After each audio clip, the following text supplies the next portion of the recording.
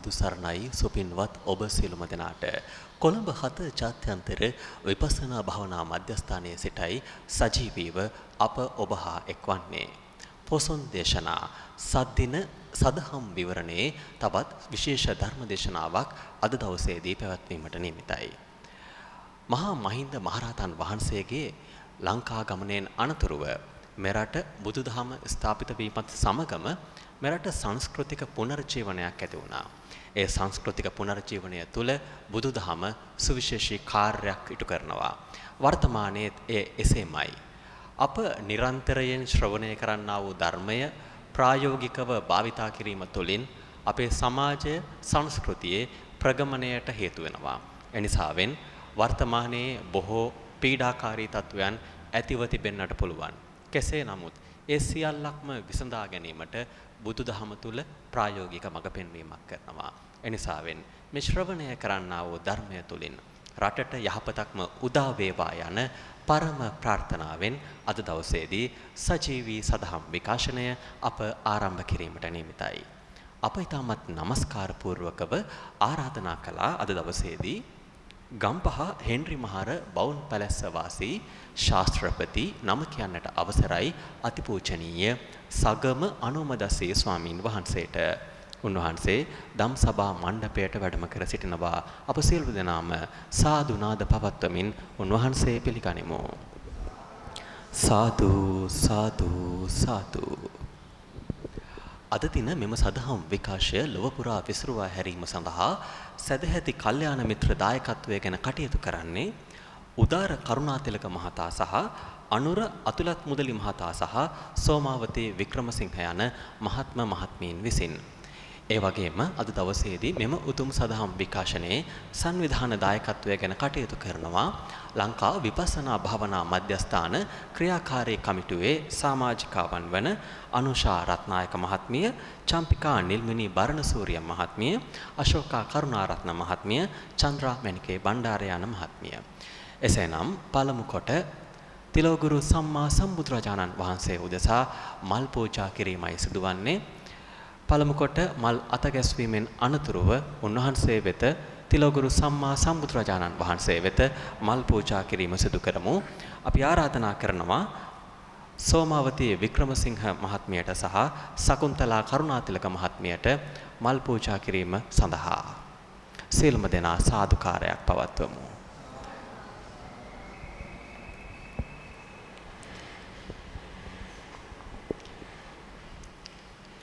ඒ වගේම වැඩමවා වදාළ ගෞරවනීය ස්වාමින් වහන්සේ සඳහා අද දවසේදී ධර්ම දේශනාව පැවැත්වීම සඳහා ආරාධනා කිරීමයි සිදුවන්නේ.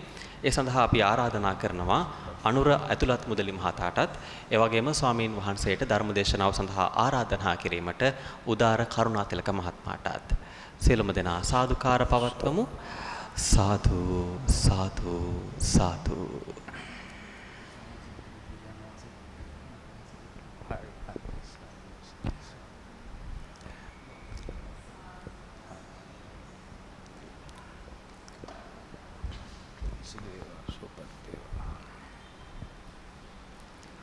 පොසොන් දේශනා සද්දින සදහම් විවරණයේ මේ උතුම් ධර්මානුශාසනාව ආරම්භ කිරීමටයි අප බලාපොරොත්තු වන්නේ.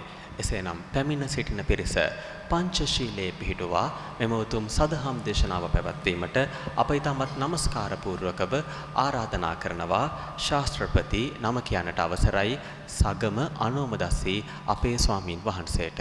අපේ ස්වාමින් වහන්සේට අපේ নমස්කාරය වේවා. සාදු සාදු සාදු. අවසරයි ස්වාමීන් වහන්ස. හොඳයි, ධර්ම ශ්‍රවණයට මත්තෙන් පංචශීලයේ සමාදන් වෙන්න කවුරුත් নমස්කාරය කියන්න. නමෝ තස්ස භගවතු අරහතෝ සම්මා සම්බුද්දස්ස. නමෝ තස්ස භගවතු අරහතෝ සම්මා සම්බුද්දස්ස. නමෝ තස්ස භගවතු අරහතෝ සම්මා සම්බුද්දස්ස. බුද්ධං සරණං ගච්ඡාමි. බුද්ධං සරණං ගච්ඡාමි. ධම්මං සරණං ගච්ඡාමි. සංඝං සරණං ගච්ඡාමි. දුතියම්පි බුද්ධං සරණං ගච්ඡාමි ဒ ුතියම්පි ධම්මං සරණං ගච්ඡාමි ဒ ුතියම්පි සංඝං සරණං ගච්ඡාමි තතියම්පි බුද්ධං සරණං ගච්ඡාමි තතියම්පි ධම්මං සරණං ගච්ඡාමි තතියම්පි සංඝං සරණං ගච්ඡාමි පානාති පාතා වේරමණී සික්ඛාපදං සමාදියාමි අදින්නා දාන වේරමණී සික්ඛාපදං සමාදියාමි කාමේසු මිච්ඡාචාරා වේරමණී සික්ඛාපදං සමාදියාමි මුසාවාදා වේරමණී සික්ඛාපදං සමාදියාමි සුරාමේරය මජ්ජපමා දට්ඨානා වේරමණී සික්ඛාපදං සමාදියාමි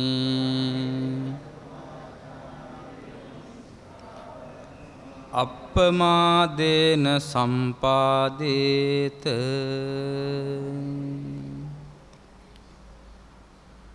සමන්ත චක්ඛවාලේසු අත්‍රා ගච්ඡන්තු දේවතා සද්දම්මං මුනි රාජස්ස සුනන්තු සංඝ මොක්ඛදං ධම්මස්සවන කාලෝ අයං බදන්තා ධම්මස්සවන කාලෝ අයං බදන්තා ධම්මස්සවන කාලෝ අයං බදන්තා නමෝ තස්ස භගවතෝ අරහතෝ සම්මා සම්බුද්දස්ස නමෝ තස්ස භගවතෝ අරහතෝ සම්මා සම්බුද්දස්ස නමෝ තස්ස භගවතෝ අරහතෝ සම්මා සම්බුද්දස්ස සම්බපාපස්ස අකරණං කුසලස්ස උපසම්පදා සචිත්ත පරයෝදපනං ඒතං බුද්ධාන ශාසනං තී කොළඹ 7 ජාත්‍යන්තර විපස්සනා භාවනා මධ්‍යස්ථානයේ මධ්‍යස්ථාන වාසී සදැහැති පින්වත් පූජනීය මහා සංඝරත්නයන් අවසරයි. එවැගේම මේ වෙලාවේ ධර්මානුශාසනාව ශ්‍රවණය කරන්නට ශ්‍රද්ධාවෙන් එකතු වෙන පින්වත් හැම දෙනාටම පළමු කොටම තෙරුවන් සරණයි කියලා ප්‍රාර්ථනා කරනවා. අද දවසේ මේ උතුම් ධර්මානුශාසනාවට පුණ්‍යවන්ත දායකත්වය සලසන පින්වතුන් පිළිබඳව මුලින්ම සඳහන් කළොත් උදාර කරුණාතිලක මහත්මයා, එවැගේම අනුර ඇතුළත් මුදලි මහත්මයා සහ සෝමාවතී වික්‍රමසිංහ මෑණියෝ ඇතුළු පින්වත් පිරිස විසින් ඒ පින්වතුන්ගේ බලාපොරොත්තු අපේක්ෂාවන් එවැගේම ඒ පින්වතුන්ගේ ප්‍රාර්ථනා පුණ්‍යානුමෝදනා ඒ සියල්ලම සිහිපත් කරලා අපි මේ වෙලාවේ ධර්මානුශාසනාව අවසානයේදී පින් අනුමෝදන් කරන්නට බලාපොරොත්තු වෙනවා. දැන් සූදානම් වෙන්නේ ධර්ම දේශනාව ශ්‍රවණය කරන්නට. පින්වත්නි, පොසොන් පොහොය නිමිති කරගෙන දින ගණනාවක් මුළුල්ලේ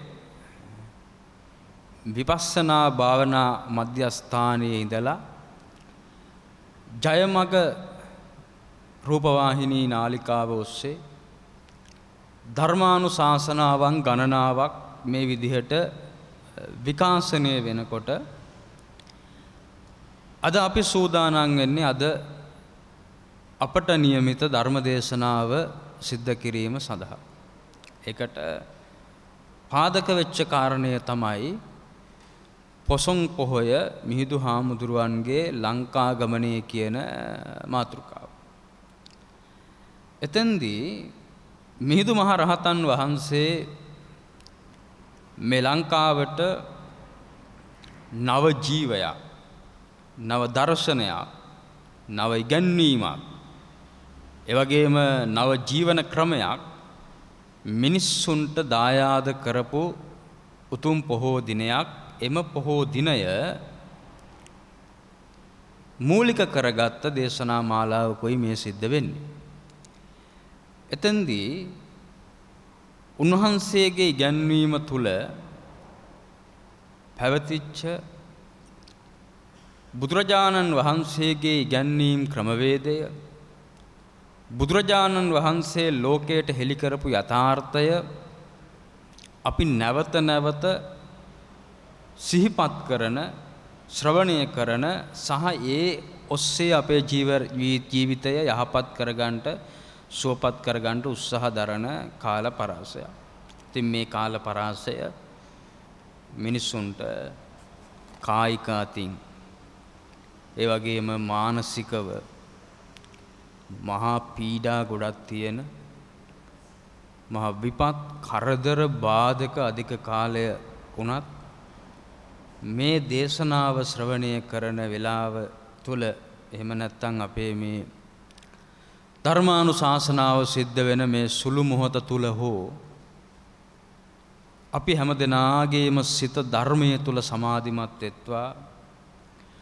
විශේෂයෙන්ම ඒ පවතින විපරීත සහගත සහ මානසික අසහනය උපදවන සමාජ තත්වයන්, ඒ වගේම පාරිසරික තත්වයන්, පාලන තත්වයන්, මේ හැම දෙම ඉක්තා ඉක්මනින් බැහැරට ගිහිල්ලා අපිට නැවතත් සුවපත් මානසිකත්වයකින් පින්දහම් සිද්ධ කරන්නට, කුසල් දියුණු කරන්නට, සම්මා දිට්ඨික දෙවියන්ගේ ආශිර්වාදය තුල නැවතත් ජාතියක් විදිහට අපේ රටට නැවතත් නැගී හිටින්න, අපේ බුදුහාමුදුරුවන්ගේ ධර්මයේ අනුහස, උන්වහන්සේගේ ආශිර්වාදය, ආර්ය පුද්ගල මහා සංඝරත්නයේ කියන මේ තෙරුවනේ සත්‍යානුභව බලයන් අපේ රටට ඒකාන්තයෙන්ම ආශිර්වාදයක් වෙත්වා. නැවතත් අපේ දේශය සුවපත් දේශයක් බවට පත්වෙත්වා කියන ප්‍රාර්ථනාව අපි පොදුවේ සිද්ධ කරලා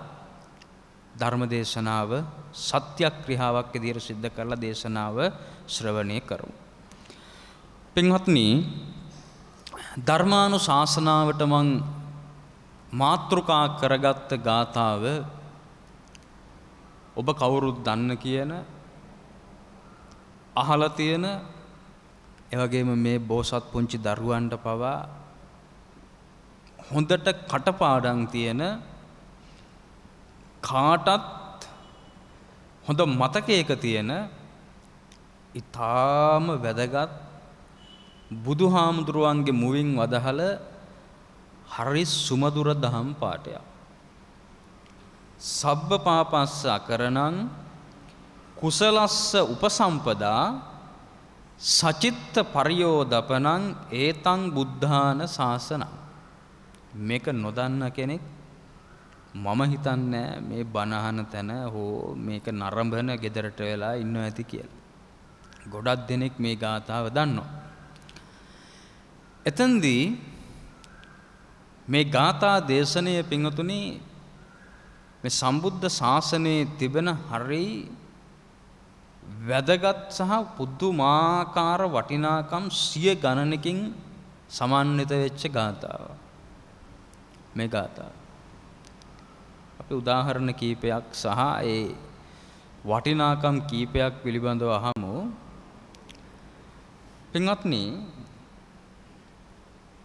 මේකේ තියෙනවා පාට එහෙම නැත්නම් ප්‍රධාන මාතෘකා 4ක්. එකක් තමයි සබ්බ පාපස්සා කරනා. ඒකේ තේරුම මොකද්ද? සියලුම පාපයන්ගෙන් වළකින්න බැහැර වෙන්න කියන එක. නොකර ඉඳීම වැදගත් කියලා කියන එක. සියලුම පව්. දෙවනි පාඩය මොකද්ද? කුසලස්ස උපසම්පදා. කුසල් දියුණු කිරීම, වඩන්න තියෙන ඒවා, වර්ධනය කරගන්න තියෙන ඒවා, ශාසනය ඇතුලේ දියුණු කරන්න තියෙන ඒවා දියුණු කරන්න කියලා කියනවා. කුසල් අරමුණු. සචිත්ත පරියෝදපනං තුන්වෙනි එක. සිත දමනය කර ගැනීම. ඒතං බුද්ධාන ශාසනං මේ සියලු බුදුවරුන්ගේම උපදේශනය, ධර්ම දේශනය, මඟ පෙන්වීම කියලා තමයි කියන්නේ. ඒකෙන් මේ පළවෙනි පාට 3ට සමස්තයක් විදිහට පාට 4ටම නමුත් පළවෙනි පාට 3ට මේ සමස්ත බුදුහාමුදුරුවන්ගේ ධර්මයේ තියෙන සියලුම දහම් කරුණු මුල් පාට 3ට පින්වතුනි අතුල් කරන්න පුළුවන්. දැන් අපි මනසින් පුංචි දෙයක් කරමුකෝ මේ මනසින් හදමුකෝ වගුව. පළවෙනි වගුව තමයි සබ්බ පාපස්ස අගරණං වගුව. හිත හැතුලේ ගොඩනගන්න අඳින්න චිත්‍රයක් පළවෙනි වගුව සබ්බ පාපස්ස අගරණං වගුව. දෙවනි වගුව කුසලස්ස උපසම්පදා වගුව. තුන්වෙනි වගුව සචිත්ත පරියෝදපනං වගුව. පින්වත්නි දැන් අපේ බුදුහාමුදුරුවන්ගේ දේශනාවේ තියෙන ධර්මයේ තිබෙන උන්වහන්සේගේ ඉගැන්වීමේ තියෙන කාරණා අපි දැන් එකතු කරන්න යනවා. මොකේද? මෙන්න මේ කියන වගු 3ට. මොනවද වගු 3? සියලු පවුන් නොකිරීමේ වගුව, කුසල් දියුණු කරීමේ වගුව, ඊට පස්සේ සිත දමනය කිරීමේ වගුව. ඔය 3ට දැන් අපි දානවා. මොනවද පළවෙනි එකට දාන්න වෙන්නේ? පළවෙනි එකට දාන්න වෙන්නේ බුදුහාමුදුරුවෝ අපිට වලකින්න කියලා දේශනා කරපුවා. අකරණ නොකර ඉන්න කියලා පැහැදිලි කරපුවා තියෙනවානේ ගොඩක්. මේවා කරපුවාම මේ විපාක තියෙනවා. මේවා සිද්ධ කරපුවාම මෙවැනි තත්ත්වයන් වලටපත් වෙනවා. මේ දේවල් තුල මිනිස්යාගේ මෙලව පරලෝ දෙක පිරිහෙනවා. ඒ හින්දා කරන්න එපා. නුවණින් තීරණය කරලා මේක නොකර ඉන්න උත්සාහ කරන්න කියලා බුදුහාමුදුරන්ගේ ගොඩාක් කාරණා තියෙනවා. පංචශීලය කඩ කරන්න එපා කියන එකේ ඉඳලා දස අකුසල් කරන්න එපා කියන එකේ ඉඳලා කුද්දක සීල, මජ්ක්‍ධිම සීල, මහා සීල ආදී කොටගත්ත මේ වගේ වලකින්න කියලා දේශනා කරපෝ මහා කාරණා රාශියක් තියෙනවා භාග්‍යවතුන් වහන්සේගේ දේශනාව ඇතුළේ. අපි පළවෙනි වගුවට ඒ සියල්ලම කරන්න එපා කියපුවා. නොකර ඉන්න කියලා කියපුවා. සියලු පව් වලින් බැහැර වෙන්න කියපු ප්‍රකාශ බුදුහාමුදුරන්. දෙවැනි එක මොකද්ද? දෙවැනි එක තමයි කුසලස්ස උපසම්පදා. දියුණු කරන්න කියලා කියපුවා. තියනවානේ මොනවද දියුණු කරන්න කිව්වේ? සත්‍තිස් බෝධිපාක්ෂික ධර්මම තියෙන්නේ දියුණු කරන්න. ඒවනේ තියෙන්නේ. සතර සතිපට්ඨානෙම තියෙන්නේ දියුණු කරන්න, වඩන්න තියෙන්නේ. සතර සතිපට්ඨානෙම තියෙන්නේ දියුණු කරන්නනේ. ඒකත් අයිති වෙනවානේ සත්‍තිස් බෝධිපාක්ෂික ධර්මය තුල තියෙනවානේ. නේ ආර්ය අෂ්ටාංගික මාර්ගය අසුරු කරන්න දියුණු කරන්න තියෙන එක. ඇති කරගන්න තියෙන එක. උපදවා ගන්න තියෙන එක. කරගෙන යන්න තියෙන වැඩපිළිවෙල. පංච බල ධර්ම අපි එකතු කරගන්න ඕනේ. සද්ධා, විරිය, සති, සමාධි, ප්‍රඥා. පංච ඉන්ද්‍රිය ධර්ම කියන්නේත් ඒ පහටමයි. ඒවා බුදුහාමුදුරුවෝ මේ දියුණු කරන්න, ඩෙවලොප් කරන්න කියපුවා. වර්ධනය කරගන්න, ඇති කරගන්න, ප්‍රගුණ කරගන්න කියපුවා. ඒවා කොහොම අරගෙන ඇවිල්ලා දානවා දෙවනි වගුවට. දැන් වගු දෙකක් පිළිලා. ඕක නිකන් ඉන්න වෙලාවට බුදුහාමුදුරුවන්ගේ දේශනා ඇහෙන වෙලාවට මනසින් කරලා බලන්න මේ කියන එක මොකේටද දාන්න පුළුවන් මේ ගාථාව කියන්නේ මේ බණ ඉවර වෙලා ගිහිල්ලත් දේශනාවක් ඇහෙනකොට නිකන් ඔලුවට ගන්න මේකෙන් මොකේටද මේව දාන්න පුළුවන් නේ හොඳ ක්‍රියාකාරකමක් නිකන් ඉන්න වෙලාවට සහ මේ දේශනාවක් ඇහෙන වෙලාවට උනත් හිතින් කරන්න පුළුවන් කොළ කෑලි ඕනේ ලියන්න කොළ පත්තර ඕනි නෑ පෑන් පැන්සල් ඕනේ නිකන් මනසින් කරලා බලන්න එතකොට අපේ ධර්ම දැනුම කියන එක මේ ලොකුවට වැඩෙනවා තුන්වෙනි වගුව සචිත්ත පරියෝදපන සචිත්ත පරියෝදපනං කියලා කියන්නේ සිත මනාව দমনය කරගන්න කියපු එක. ඒකෙදී බුදුහාමුදුරුවෝ සිත দমনය කර ගැනීම සම්බන්ධව දේශනා කරලා තියෙන සමස්ත ධර්ම කාරණා ඔක්කොම අරගෙන ඇවිල්ලා අපි දානවා තුන්වෙනි වගුවට. පින්වත්නි සිත দমনය කර ගැනීම සඳහා බුදුහාමුදුරුවන්ගේ දේශනාවල භාවනා විධි නේද? මේ භාවනාව ඉලක්ක වෙන්නෙම වෙන මුකුත් দমনය කර ගන්නට නෙවෙයි මිනිසුන්ගේ හිත দমনය කරගන්නේ කර්මස්ථාන සම 40 කර්මස්ථාන අනුස්සති භාවනා මෛත්‍රී භාවනාවේ ඉඳලා ආනාපාන සති භාවනාව දක්වා දියුණු කරන්න තියෙන කසින ක්‍රම ඊට පස්සේ අසුභ භාවනා නොඑක් විදිහට විසුද්ධි මාර්ගයේ පුරා හඳුන්වන කමඨාන් කර්මස්ථාන ඒ හැම එකම බුදුහාමුදුරෝ ඉලක්ක කරලා තියෙන්නේ හිත দমনය කරන්න. ඒකට ඒව කොහොම ඇතුළු කරනවා. දැන් මං අහන ප්‍රශ්නයක් තියෙනවා ඊට පස්සේ. හොඳට හිතලා උත්තර දෙන්න. මේ වගු තුනෙන් සබ්බපාපස්ස අකරණං කියන වගුව තියෙනවා. කුසලස්ස උපසම්පදා කියලා වගුවක් තියෙනවා. සචිත්ත පරියෝදපණං කියලා දැන් හිත ඇතුලේ වගුවක් තියෙනවා. දැන් පුරවගෙන යන්නේ අපි එකින් එක. පුරවලා ඉවරට වැඩියෙන්ම පිරෙන්නේ එකද දෙකද තුනද එහෙම නැත්නම් සබ්බපාපස්ස අකරණං වගුවද කුසලස්ස උපසම්පදා වගුවද සචිත්ත පරියෝදපණං වගුවද නිකන් හිතුවත් කෝක වගේ ඉක්මනටම ඒ කියන්නේ වැඩිම කැපසිටි එකක් වැඩිම ප්‍රතිශතයක් වැඩිම ප්‍රමාණයක් තියෙන්නේ කොයි වගුවේ වගේද නිකන් හිතෙන්නේ නේ සබ්බපාපස්ස අකරණං වගුවේ කුසලස්ස උපසම්පදා වගුවෙත් හිතෙන්න පුළුවන්ද සචිත්ත පරියෝදපන පින්වත්නි මේක සජීවී දේශනාවක් සහ රූපවාහිනියක විකාශනය වෙන හින්දා වැඩි කාලෙ ගන්නේ නැතිව උත්තරේ මමම කිව්වොත් වැඩියෙන්ම පිරෙන වගුව තමා එකක් නෙවෙයි දෙකක් නෙවෙයි තුන්වෙනි වගුව. ඒකට හේතුවක් තියෙනවා. හේතුව තමා පින්වතුනි භාග්‍යවතුන් වහන්සේ පව් කරන්ට එපා කියලා කිව්වේ මිනිස්සු දිව්‍ය ලෝකේ යවන්න නෙවෙයි. මොකද දිව්‍ය ලෝකේ යන එක පිළිබඳව බුදුහාමුදුරුවෝ පහළ වෙන්න කලින් මිනිස්සු දැනගෙන හිටියා. පව් කරන්න එපා කියලා කිව්ව බුදුහාමුදුරුවෝ අතුරු ප්‍රතිඵල කියලා තියෙනවා දේශනාවල මේවා නොකර හිටියොත් එහෙම නිදා පිබිදියාත්මෙන් සුගතිය ඉපදෙන්න පුළුවන් කියලා. ඒක හරි. හැබැයි බුදුහාමුදුරුවෝ පහළ වෙන්න කලිනුත් මේ මිනිස්සු දිව්‍ය ලෝක යන හැටි දැනගෙන හිටියා. මොකද උන්වහන්සේත් බෝධිසත්වෝ විදියට පහළ වෙන්නේ දිව්‍ය ලෝකයක ඉඳලා.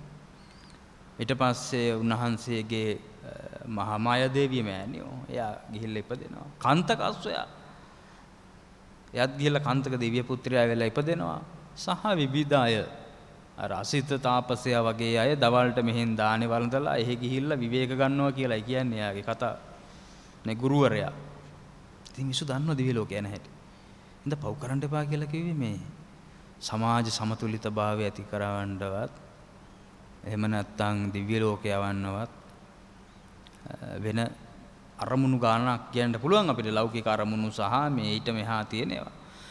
හැබැයි මූලික අරමුණු තමයි භාග්‍යතුන් වහන්සේ පව් කරන්න එපා කියලා කියපු එකේ හිත දමනය කරගත්ත මිනිහෙක් හදන්න. හිත දමනය කරගත්ත. මොකද බුදුහාමුදුරුවන්ගේ දේශනාව මනස කේන්ද්‍ර කරගත්ත, මනස මූලික කරගත්ත දේශනාවක්. මොන වටෙන් කැරකිලා එන සූත්‍රයක උනත් අන්තිමට බලන්න හිතට තමයි කතා කරන්නේ. හිත තමයි දියුණු කරන්නේ. ඒ හින්දා පව් කරන්න එපා කියලා බුදුහාමුදුරුවෝ දේශනා කරලා තියෙන්නෙම වෙන හේතුවක් නිසා නෙවෙයි. අනිත් කාරණා ඇත්ත ඒවා තියෙනවා. සමාජ සමතුලිතභාවය ඇති වෙනවා, ගැටුම් निराකරණය වෙනවා, සමගිය ඉපදෙනවා, දිව්‍ය ලෝකේ ආ ගන්න පුළුවන්. ඒ ඔක්කොම වෙනවා. හැබැයි හිත දමනය වෙනවා කොහොමද? මිනිස්සෙක්ගේ පාපය නොකර ඉන්නවා කියලා කියන්නේ ඒකේ අනිත් පැත්ත තමයි යා සීලයෙන් දියුණු කරනවා කියන එක. සීලය දියුණු කරන කෙනාට තමයි පින්වතුනි සමාධිය වැඩෙන්නේ. සීලය දියුණු නොකරන කෙනාගේ සමාධියක් දියුණු වෙන්නේ නැහැ. සමාධිය ඇති කරගන්න උත්සාහ කරනකොට යා කරගත්ත දේවල් ඉක්මනට ඔළුවට එනවා. ඒවා යනවා ඉක්මනට හරියට ගුරුවරයෙක්ගේ අසුර කරගෙන භාවනාව දියුණු කරගත්තේ නැත්නම් පෙර වැරදි හංගගෙන හිටපුවා, පොලිසියට අහුවෙච්ච නැති ඒවා, උසාවි වලින් නඩු හාපු නැති ඒවා නේ, තමන් කරගත්ත මොකක් හරි තදට දැනිච්ච හැමෝගෙම තියෙනවනේ තමන් විතරක් දන්නේ ඒවා කොහොම එනවා සමාධියක් ඇති කරගන්න ගියාම. ඒ නිසා සීලය හරි ප්‍රධානයි. ඒ නිසා පාපයෙන් තොර වෙන්න කියලා කියන්නේ සිත කය වචනේ තුන්දොර කියන සංවර කරගන්න කියලා කියන්නෙම වෙන හේතුවක්ම නෙවෙයි හිත දමනය කරගන්න. ඒ නිසා පින්වත්නි, සබ්බ පාපස්ස අකරණං වගුවට අපි එකතු කරපු කරුණු ඔක්කොම ඒකේ තියෙද්දිම කොපි කරා. කොපි එක අරන් ගිහලා පේස් කරන්න වෙනවා මොකේද? සචිත්ත පරියෝදපණං කියන වගුවට. ඇයි? සබ්බ පාපස්ස අකරණං කියලා දේශනා කරලා තියෙන්නේ හිත දමනය කරගන්නටමයි. නිසා කොපි පේස් කරන්න වෙනවා අතෙන්ට අරන් ගිහලා. එතනින් අරගෙන ඒක කොපියක් අරගෙන තියන්න වෙනවා. එතකොට ඒකේ ප්‍රමාණය වැඩි වෙනවා. ඊට පස්සේ ඇයි කුසල් දියුණු කරන්න කියලා කිව්වේ? හැකියාවන්, නිවනට ඇති හැකියාවන්, නිවනට ලං වෙන ක්‍රමවේදයන්, පාරමිතාවන් විදිහට දියුණු කරගන්න කියලා කිව්වේ. සමාජික කැපිපේන්නවත්, දිව්‍ය ලෝකේ යන්නවත් ඒව මොකේටවත් නෙවෙයි. ඇත්තටම එව්ව වෙනවා අතුරු ප්‍රතිඵල විදිහට. නිකන් අර ප්‍රධාන මූල්‍ය තැම්පතුවක් දැම්මහම තැම්පතුව රැකෙනවා වගේ පොලියක් එනවනේ. ඒ වගේ තමයි තැම්පතුවත් අපිට තියෙනවා, පොලියකුත් එනවා. ඒ වගේ තමයි කුසලය දියුණු කරනකොට අමතර ප්‍රතිඵල විදිහට දිව්‍ය ලෝකේ එහෙම ටිකක් නිදහසේ පාඩුවේ ගිහිල්ලා එන්න පුළුවන්, සුවපත් වෙලා ඉන්න පුළුවන්. ඒ කොහොම වෙනවා, ඒ ප්‍රශ්නයක් නැහැ. හැබැයි කුසලය භාග්‍යතුන් වහන්සේ සසර පුරා දියුණු කරගෙන ආවේ ඒවාට නෙවෙයි. සිත දමනය නැමැති බුද්ධත්වය ඒක එක්තරා සිත දමනයක්ම තමයි සම්බුද්ධත්වය කියලා කියන්නේ. එහෙම නැත්නම් මේ සියලු කෙලෙසුන් උපුටලා දාන එක කියන්නේම සිත දමනය. ඒකටමයි. ඒ නිසා කුසල් දියුණු කරන්න කියන්නේත් වෙන හේතුවක් නිසා නෙවෙයි පින්වත්නි. හිත දමනය කරගන්න කෙනෙක් නිර්මාණය විය යුතු නිසා මේ සම්බුද්ධ ශාසනය ඇතුලේ. එතනදී අරකට කරපු දෙයම මේකටත් කරන්න වෙනවා. කුසල් දියුණු කරන්න කියලා භාග්‍යතුන් වහන්සේ දේශනා කරලා තිබ්බ දහම් කරුණු ඔක්කොම කොපි කරලා අපිට පේස් කරන්න වෙනවා. සචිත්ත පරියෝදපණං කියන වගුවට. එතකොට වැඩියෙන්ම පිරෙන්නේ 1ද 2ද 3ද? 3 වෙනි වගුව. මට කියන්න ඕන උනේ වෙන මොකුත් නෙවෙයි මේ ක්‍රියාකාරකමේ. භාග්‍යතුන් වහන්සේගේ දේශනාව මනසට කතා කරපු දේශනාවක් කියලා. මිනිස්සුන්ගේ හිත හදන්න දේශනා කරපු එකක්. ඒකෙන් කියවෙන්නේ නෑ ඇඟ හදන්න කරුණු නෑ කියලා. තියෙන. මිනිස්සෙකුට නිරෝගීමත් වෙන්න හොඳ කාය බලයක් රඳවා ගන්න හොඳට ශරීරය සුවපත් කරගන්න අඩුම තරමී මූණේ ලස්සනේ ඉඳලා භාග්‍යතුන් වහන්සේ කතා කරලා තියෙනවා මිනිස්සෙක් කොහොමද බාහිර පෙනුම සුවපත් කරගන්නේ කියලා. බලන්න. මෙත්ත සූත්‍රයේ ආනිසංස මුඛවන්නෝ විප්පසීදති. පහපත් මුවක් පහපත් කියන්නේ තව කෙනෙකුට ප්‍රිය ඇති වෙන. කියන්නේ මේ පාට විනාශ කරනවා වගේ එකක් කරන්න බෑ. ඒක හරි. නමුත් තව මිනිස්සෙක් දැකපුවාම ප්‍රිය ස්වභාවයක් ඇති වෙන අප්‍රියා හිතෙන්නේ නැති පැහැදීමක් ඇති වෙන මුහුණක් ඇති කරගන්න භාග්‍යතුන් වහන්සේ පෙන්නලා තියෙනවානේ මෛත්‍රී භාවනාවේ එක ආනිසංසයක්නේ. ඊට පස්සේ සුඛං සුපති හොඳට නිින්ද යන සුවපත් නිින්දක් තියෙන කෙනාගේ කොහොමත් එයාගේ ශරීර සෞඛ්‍ය සුවපත් එකක් වෙනවා. උදේට සුඛං පටිබුඤ්ජති හොඳට හැරෙන්න පුළුවන් නම් එයාගේ දවසම ප්‍රබෝධමත් නිරෝගීමත්ව ඉන්නේ. නැගිට වෙලාව ඉඳලා මැලි කඩ දවසේ කරන්න තියෙන ඒවා අප්‍රියාවෙන් කල්පනා කරන කෙනාගේ වගේ නෙවෙයි යාගේ ජීවිතයේ ප්‍රබෝධමත් මේ ඔක්කොම තියෙනවා. හැබැයි බුදුහාමුදුරුවන්ගේ දේශනාවේ ඉලක්කය හිත දමනය කර ගැනීමමයි. එතෙන්දී මේ ගාථාව පින්වතුනි අපිට ඒකයි මම කිව්වේ මුළු සමස්ත ත්‍රිපිටකය තියෙන සියලුම ධර්ම කරුණු ඕවා ටික දාපුවාම ආයේ ඉතුරු වෙන එකක් නැහැ. ඔය කොහොම එකතු කරපුවාම ওই ගාථාව ඇතුළට ඔක්කොම ඇතුල් කරලා බලපුවාම සියලු ධර්ම කරුණු ඒක ඇතුලේ තියෙනවා. ඒ නිසා මේ ගාථාවට භාග්‍යතුන් වහන්සේගේ සද්ධර්මයේ තිබෙන සියලුම කරුණු ඇතුළත් කරන්න පුළුවන් ගාථාවක්. ඒකයි වැදගත්කම. දෙවෙනි වැදගත්කම තමයි පින්වත්නි මේ ගාථාව යම් තරමක කාලයක් අපේ සම්බුද්ධ ශාසනය පාලනය කරපු ගාථාව.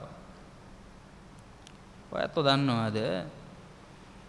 භාග්‍යතුන් වහන්සේ පළවෙනි විනය ශික්ෂා පදය පනවන්නේ බුදු වෙලා අවුරුදු කීයකින් පස්සේද කියලා. බුදු වෙලා අවුරුදු කීයකින් පස්සේද විනය කාරණයක් පනවන්නේ? අවුරුදු 20කට පස්සේ. අවුරුදු 20ක් යනකම් ශික්ෂා පද නැහැ. විනය කාරණා දේශනා වෙලා නැහැ. අවුරුදු 20කට පස්සේ තමයි උදායි හාමුදුරුවෝ සුදින්න හාමුදුරුවෝ ආදී ඒ කට්ටිය මූලික වෙලා ඊට මෙහා ඉන්න සියලුම ධර්ම කරුණු විනය කරුණු අයිති වෙන විනය කාරණා 227ක් විතර භාග්‍යතුන් වහන්සේ දේශනා කරා. ඒ අවුරුදු 20 ශාසනය පැවතුණානේ. මහරහතන් වහන්සේලාගේ ප්‍රමාණය වැඩි, බිහි වෙන පිරිස වැඩි, වේගය වැඩි. ඒක හරි වැදගත් එකක්. ඒ කියන්නේ උන්වහන්සේලාගේ බිහිවීමේ ආරුත්තමයන්ගේ බිහිමේ වේගය වැඩි. හරික්ම වේගවත් ඒ අවුරුදු 20 තුල මහා සංඛ්‍යාත්මකව සහ මේ ශාසනයේ හොඳම අපි කියන්නේ ස්ප්‍රීතුව කියලා වටිනම කොටස ඉන්නේ ওই අවුරුදු 20 ඇතුලේ. උන්වහන්සේට හම්බෙලා ඉන්න ওই කාලේ අර ගොඩක් අය. සෝමා ශ්‍රාවකයන් වහන්සේලාගේ ගොඩක් පිරිසක් ඔය කාලය තුර සම්පූර්ණ වෙලා ඉවරයි. ඒ කාල පරාසයේ විනය ශික්ෂා පදයක් නැතුව අපේ භාග්‍යවතුන් වහන්සේ මේ සම්බුද්ධ ශාසනය කිසිම අපිරිසුදුකමක් නැතුව කිසිම කැලලක් නැතුව පින්වතුනි පාලනය කරනවා. භාග්‍යතුන් වහන්සේ මේ ශාසනයට අනුශාසනා කරනවා. සිව්වනක් පිරිස බිහි වෙනවා. හොඳම කණ්ඩායම අගතන් ලැබපු කණ්ඩායම ඒ කාලය තුල මේ ශාසනයේ ඉන්නවා. ඒ කොහොමද?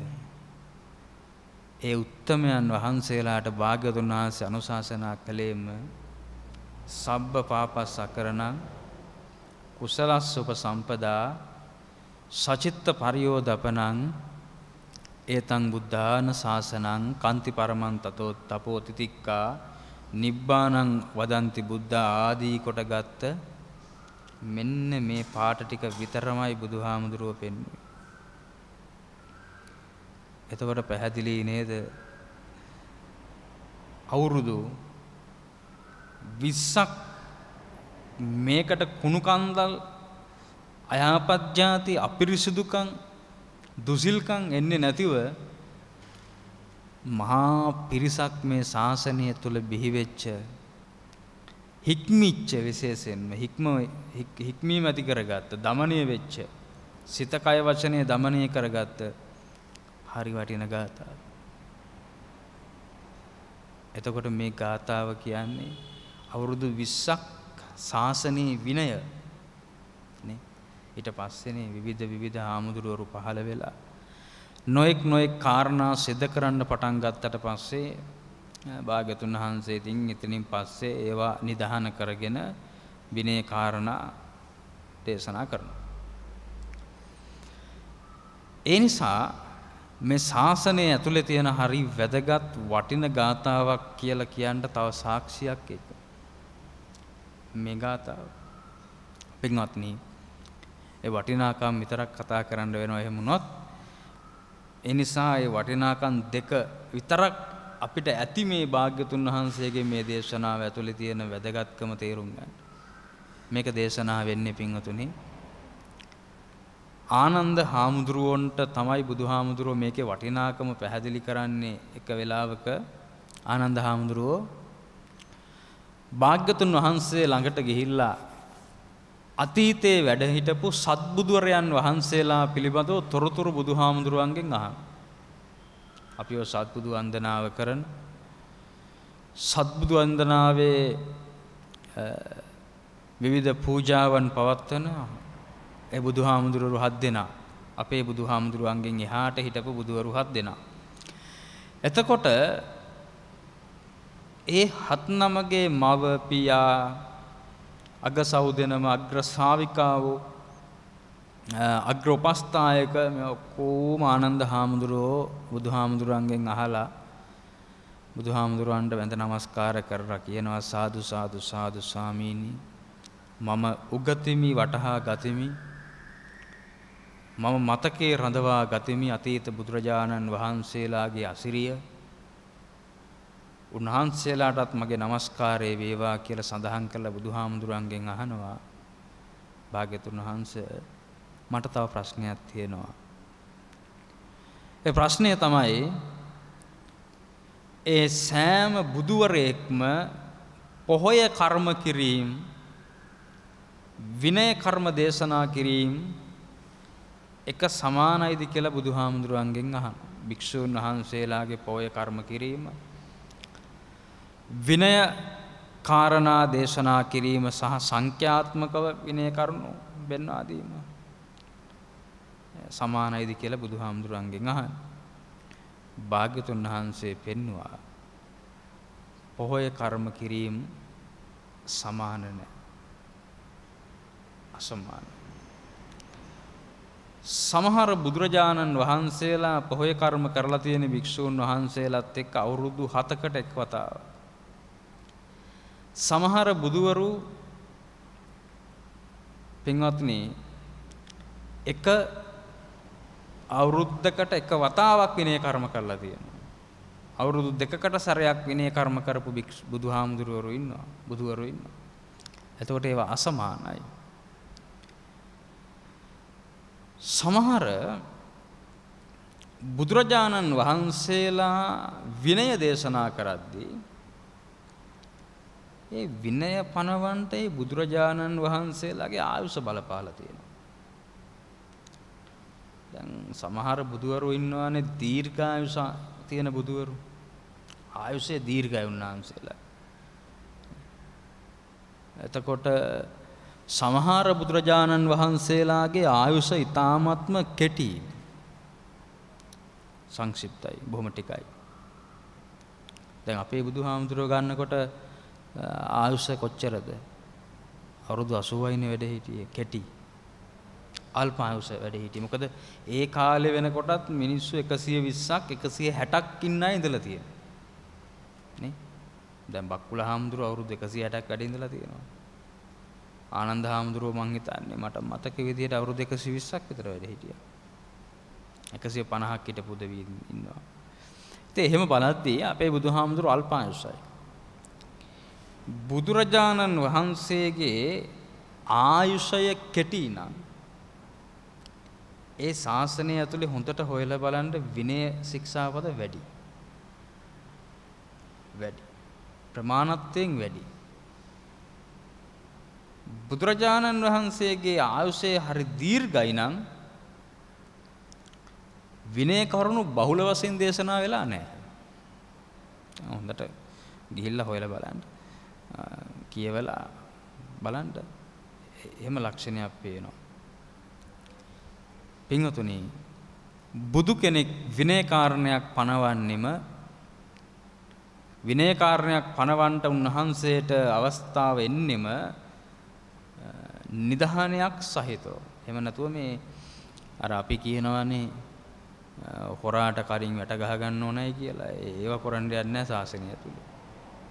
අපිනේ වෙන්න කලින් ඔක්කොම සකස් කරන්නේ මේවා වෙන්න පුළුවන් කියලා. අපි මුලින්ම විනය හදා ගන්නවානේ, ව්‍යවස්ථා හදා ගන්නවානේ. දැන් සමිතියක් පටන් ගන්නකො, කුලගණ සමිති, මරණාර්ධාර සමිති, ඔය ගම්වල තියෙන, නගරයේ තියෙන ඔබේ ව්‍යාපාරික සමිති වෙන්න පුළුවන්. සමිතියේ පළවෙනි දවසේම පටන් ගන්න ව්‍යවස්ථාවක් දාලානේ. නේ?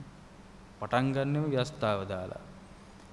දැන් සමහර ව්‍යවස්ථාවල තියෙනවා අනුරාධපුරයේ පැත්තේ එහෙම ඒ වගේ මේ මද්ද්‍රව්‍ය පානය කරලා මලගෙදරට આવොත් එහෙම දඩ ගන්නවා. සල්ලි ගන්නවා. එන්න බෑ. ව්‍යවස්ථාවෙන් තියෙන එක ඒ වගේ. මලගෙදරට එන්න ඕන. හරි ලස්සන ව්‍යවස්ථා තියෙනවා. ඔය හොයලා බලපුවම සමහර සමිති සංගම් වල. හැබැයි භාග්‍යතුන් වහන්සේගේ මේ අර ශාසනය පස්වග මහණුන්ගෙන් ආරම්භ කරනකොටම විනය පනවලා ආරම්භ කරපු එකක් පේන්නේ නැහැ. එහෙම නැහැ. අපි සමිතිය ආරම්භ කරනවා වගේ නෙවෙයි මේ ශාසනයක් මෙච්චර කාලයක් පවතිනට මේ බුදුහාමුදුරුවෝ පටන්ගෙන තියෙන්නේ. ආරම්භ කළා තියෙන්නේ. උන්වහන්සේ විනය පනවන්නට නිධානයක් පහළ වෙනකන් ඉන්නවා. හේතුවක් සකස් වෙනකන් ඉන්නවා. නැත්තම් උපකල්පනය කරලා මෙහෙම වෙන්න පුළුවන්, මේ විදිහ වෙන්න පුළුවන්. එහෙම පනවන්නේ. එහෙම එකක් නැහැ. දැන් උදාහරණයක් ගත්තොත් එහෙම මේක කාලීන එකක්. දැන් බුදුහාමුදුරුවෝ විනය කාරණාවක් පනවනවා කාන්තාවන් සමග සමාසුනේ භික්ෂූන් වහන්සේලාට වාඩි වෙලා ඉන්ට එපා කියලා විනය කාරණයක් පනවනවා කාන්තාවුන්ත් එක්ක. ස්ත්‍රීන් සමග සමානුස්සනේ වාඩි වෙලා ඉන්න එපා කියලා.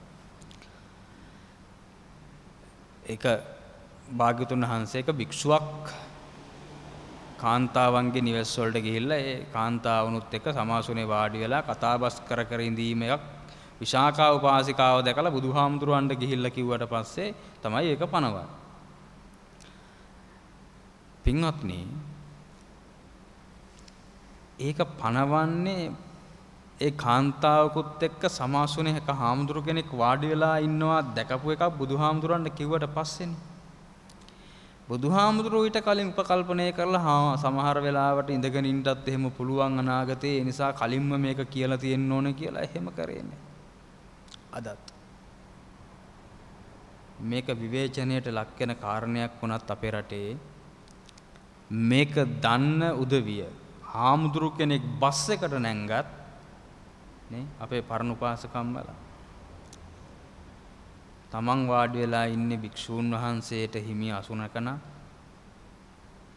එතන සමාසුනේ තව එහා පැත්තෙන් වාඩි වෙලා යන්න බැරි නම් එයා නැගිටලා ඒ ආසනයේ දෙනවා. ඒක මේ රටේ බෞද්ධ සංස්කෘතියෙන් පෝෂණය වෙච්ච ස්වභාවයත් එක්ක මොකද මේ රටේ සංස්කෘතියේ සාහිත්‍යයේ නිර්මාපකයෝ භික්ෂුන් වහන්සේලානේ. මේ සංස්කෘතිය වෙන්න පුළුවන් මේ භාෂාව වෙන්න පුළුවන් නේ. ඒ හැම පැත්තක්ම සාහිත්‍ය ඇත්තවේ හාමුදුරුවෝ වීදාගම හාමුදුරුවෝ ඔය ආදී කොටගත් කවියෙත් මේ රටේ මුල් පුරුක් ඉඳලා තියෙන හාමුදුරුවෝ. එතකොට ඒ හැම දෙයකම නිර්මාතෘවරයෝ මේ රටේ භික්ෂුව නිසා අපේ මිනිස්සු අර බස්වලත් නේ පූජ්‍ය පක්ෂයේ සඳහා කියලා සීට් එකක් තියෙනවා. එතකොට ඒක අර භික්ෂුවගේ විනය රැකෙන්න නේ උන්වහන්සේලාගේ විනය රැකෙන්න රකලා දෙන්න ඒක කැඩවෙයි. අපිට වාඩි වෙලා නැග ගියොත් එහෙම ඒකත් උන්වහන්සේට මොකක් හරි අවතක් වෙයි වැරද්දක් වෙයි කියලා ඒ සීට් එක උන්වහන්සේට පවර්ලා නැගිටිනවා.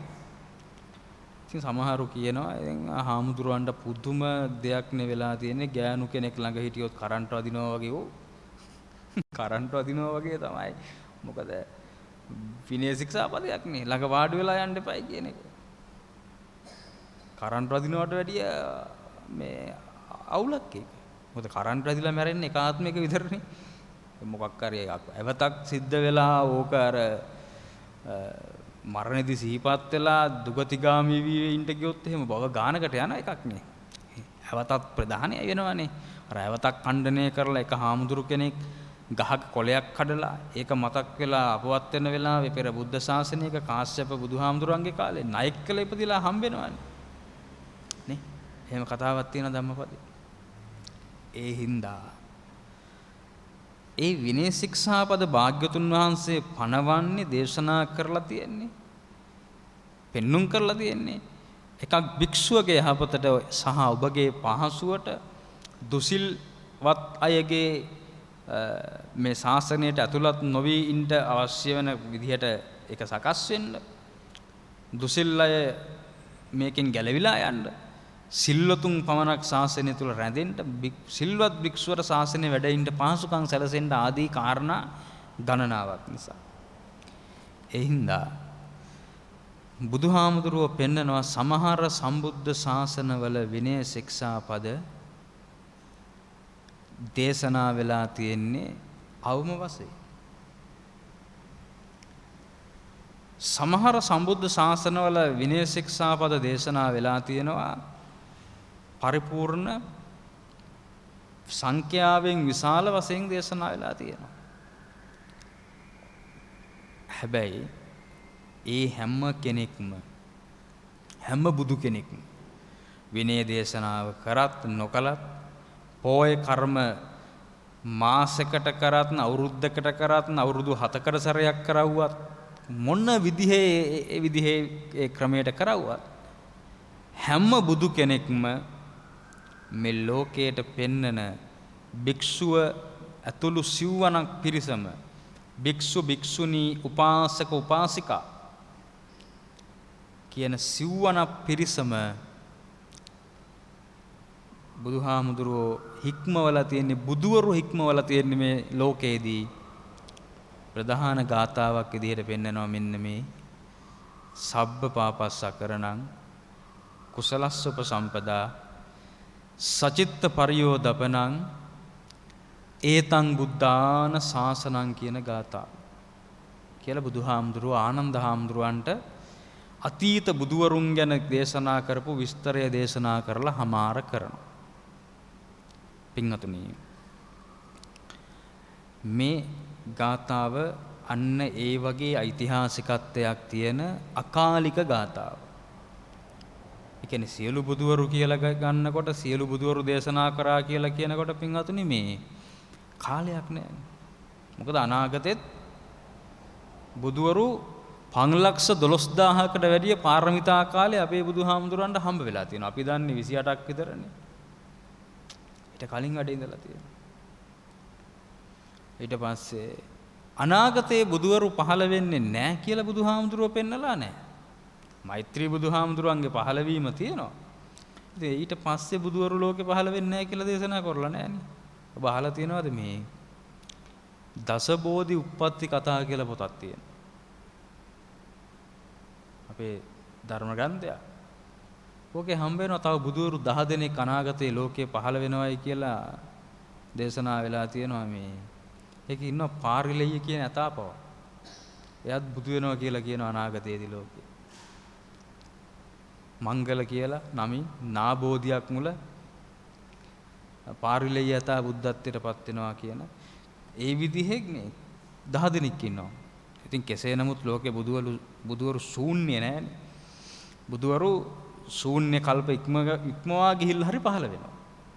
ලෝකේ යම් තරමක බුදුවරු පහළ වෙන්නේද ඒ සෑම බුදු කෙනෙක්ම අනුශාසනා කරන ගාථාවකුයි අපි අද මේ විස්තර කරගන්න. ඒ ගාථාවෙන් මං බණ කියන්න සූදානම් වෙන්නේ පින්වත්නි. එකම එක පාඩයක් විතරක් මං හිතනවා මගේ වෙලාව මට සීමා වෙයි කියලා ඒක විස්තර කරද්දි විතරක්. ඒක තමයි සබ්බ පාපස්සා කරණ. එච්චරයි මං ගන්නෙ ওই ගාථාවෙන් උපුටලා අද දේශනාවේ ඔබට විස්තර කරලා දෙන්න. පින්වතුනි ආපහු මතක් කරගත්තොත් සබ්බ පාපස්සා කරණං කියලා කියන්නේ සියලුම පව් වලින් වළකින්න කියන එක. ඒක තමයි ඒකේ තේරුම හරය. පින්වත්නි අපි ප්‍රශ්නයක් අහුවොත් එහෙම පව් කියන්නේ මොනවද කියලා? පව් කියන්නේ මොනවද කියලා ප්‍රශ්නයක් අහුවොත් එහෙම අපිට නිකන් ඔළුවේ වැඩ කරනවා වගේ නේද මේ පන්සිල් කඩ කරන එක පව්. නිකන් ඔළුවට ඉස්සරෝම එන්නේ ඒක නේද? පන්සිල් කඩන එක නේද පව්? ධර්මයේ ගැන ටිකක් හොයන කෙනෙක් එයාගේ ඔළුවට එන්නේ නැද්ද? දස අකුසල් කරන එක නේද පව්? ඊට වැඩි හාට ගියපු එක්කෙනෙකුට නිකන් තව මතක් වෙනවා පොයට සිල් එහෙම ගන්නකොට අෂ්ටාංග සීලය තියෙන ශික්ෂාපද කඩවීමත් පව් කියලා වගේ ටිකක් ඔළුවට එන්නේ නැද්ද? එනවා. අපිට පින්වතුනි පව් වට්ටෝරුවක් තියෙනවා. බලන්න හොඳට ඕනම කෙනෙක් වැරද්දක් සිතින් කයින් වචනයෙන් කරන්න යනකොට මොකක් හරි හිතට කියන්නේ වැරද්දක් කියලා කියන්නේ තමන්ගේ හිතට එකග නැති එකක් නේ. පවක් කියලා කියන්නේත් හිතට එකග නැහැ හැබැයි කරනවා. හිතට එකඟව කරනවා මෝහය තියෙන කෙනා. හැබැයි මේ ධර්මයේ දන්න කට්ටිය හිතට එකඟව කරන්න යන්නේ නැහැ පොඩ්ඩක් හෙල්ලෙනවනේ පොඩ්ඩක් කරන්න යනකොට පොඩ්ඩක් නිකන් ඒකට නම් ලැබෙනවම තමයි මේක කරාට කියන එක ඇතුලෙන් කියනවා අපිට. ඔයාට හම්බෙයි කවදා හරි කියලා අපිට කියනවා අපිම කියනවා අපේ හිතින්ම කියනවා. එහෙම කරන්න යනකොට බලනවා මේක පන්සිල් වල තියෙන එකක්ද? දැන් ප්‍රාණඝාතයක් වගේ කරගන්නම දෙයක් නැහැ. අපි කියමුකෝ මදුරුවෙක් ගැහුවා එක්කම ඔළුවට එනවා මදුරුවෙක් මගේ අතින් මැරුණා. කැලණිතිස්ස හාමුදුරුව මැස්සෙක් මරලා නේද අන්තිමට තෙල් තාච්චු කර වටුනේ කියන එක ඔළුවට එනවා. ඒක දන්නවද? කැලණිතිස්ස හාමුදුරුවන්ගේ කතාව. කැලණිතිස්ස රජතුමා තෙල් කටාරම කර දාලා පුච්චලා විහික්කපු හාමුදුරුව. ඊට පස්සේනේ සුනාමියක් ආව කියලා කියන්නේ ඒ කාලේ. ඒ වගේ ටිකක් ඔළුවට එනවා. උත්තර සාමණේරයෝ මැස්සෙක් කොහොඹ උලක තියලා ළමා කාලේ කොහොඹ උලකින් යනලා මැස්සෙකුට උත්තර සාමණේරයෝ පෙර භවයක අන්තිමට කොහොඹ උලක් උඩ ඉඳලා තමයි අපවත් වෙන්නේ පිරිනම් පාන උත්තර හාමුදුරුවෝ හොරු කණ්ඩායමක් පාත්‍රයට රත්තරන් වගේක් දාලා ගිහිල්ලා වටිනා බඩු වගේක් දාලා ගිහිල්ලා හොරකමට හුනේ උත්තර හාමුදුරුවෝ ඒ වගේ ටිකක් ඔළුවට එනවා. ඒ නිසා අපේ පව් කියලා ගන්නකොටම ඔළුවට එන්නේ මේවා පන්සිල් වල තියනවාද දන්නේ නැහැ. හැබැයි ඉතින් අවුලක් නැහැ, පොඩි පවක් නේ අද කරගත්තේ කියලා ඊට පස්සේ පොඩ්ඩක් හිත හදා ගන්නවා අපිම. මේවා ටිකක් තියෙනවා. කමන්නේ මං ගොඩක් පිං කරන කෙනෙක් නේ හින්දා පොඩි එකක් තමයි උනේ කියලා වැච්ච වැරද්ද අපිම වහගෙන හිත හදාගෙන අර ඒව වැඩපිළිවෙලක් අපේ තුල තියෙනවා. අපි කරන දේවල්. ධර්මයේ දන්න කෙනෙක් නම් එයා උත්සාහ කරනවා ඒවා දස අකුසල් වල තියෙන ඒවාද කියලා බලන්න. ඒ එහෙම වට්ටෝරුවේ දාලා බලලා වට්ටෝරුවේ නැත්තම් ආයෙනම් අවුලක් වෙන්නේ ඕවා කරන්න කරා කියලා අපි හිත හදා ගන්නවා. පින්වත්නි ඇත්තටම සබ්බපාපස්ස අකරණං කියලා කියන්නේම සබ්බපාපස්ස අකරණං කියන දේශනා පාළියෙන් කියන්නේම මේ පන්සිල් රකින්න කියන එකද අටසිල් රකින්න කියන එකද දසසිල් රකින්න කියන එකද එහෙම නැත්නම් දස අකුසල් නොකර ඉන්න කියන එක විතරක්මද කියලාද හොයන්න ඕන. මොකද අපි දන්නේ පව් කියලා ඔව්ව ටික විතරනේ. බොහෝ වෙලාවට නරබන පිරිසකුත් ඉන්නවානේ. ඒ කට්ටියත් සමහර වෙලාවට දන්නේ පව් කියලා කියන්නේ ඔව්ව ටිකක් ජරක් කියලා හිතෙන්න පුළුවන්. අපි නිකන් පරිශ්‍රණයක් විමර්ශනයක් විදියට හොයමු. මොකද්ද මේ සබ්බපාපස්ස අකරණං කියන වචනේ පාඨයේ තේරුම? පින්වත්නි මේ ලෝකේ සියලුම පව් වැරදි වෙන්නේ නැහැ.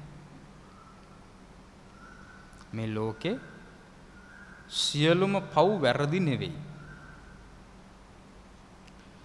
සියලුම වැරදිත් පව් නෙවෙයි. සමහර වැරදි තියෙනවා පව් වෙනවා. සමහර පව් තියෙනවා වැරදි වෙනවා.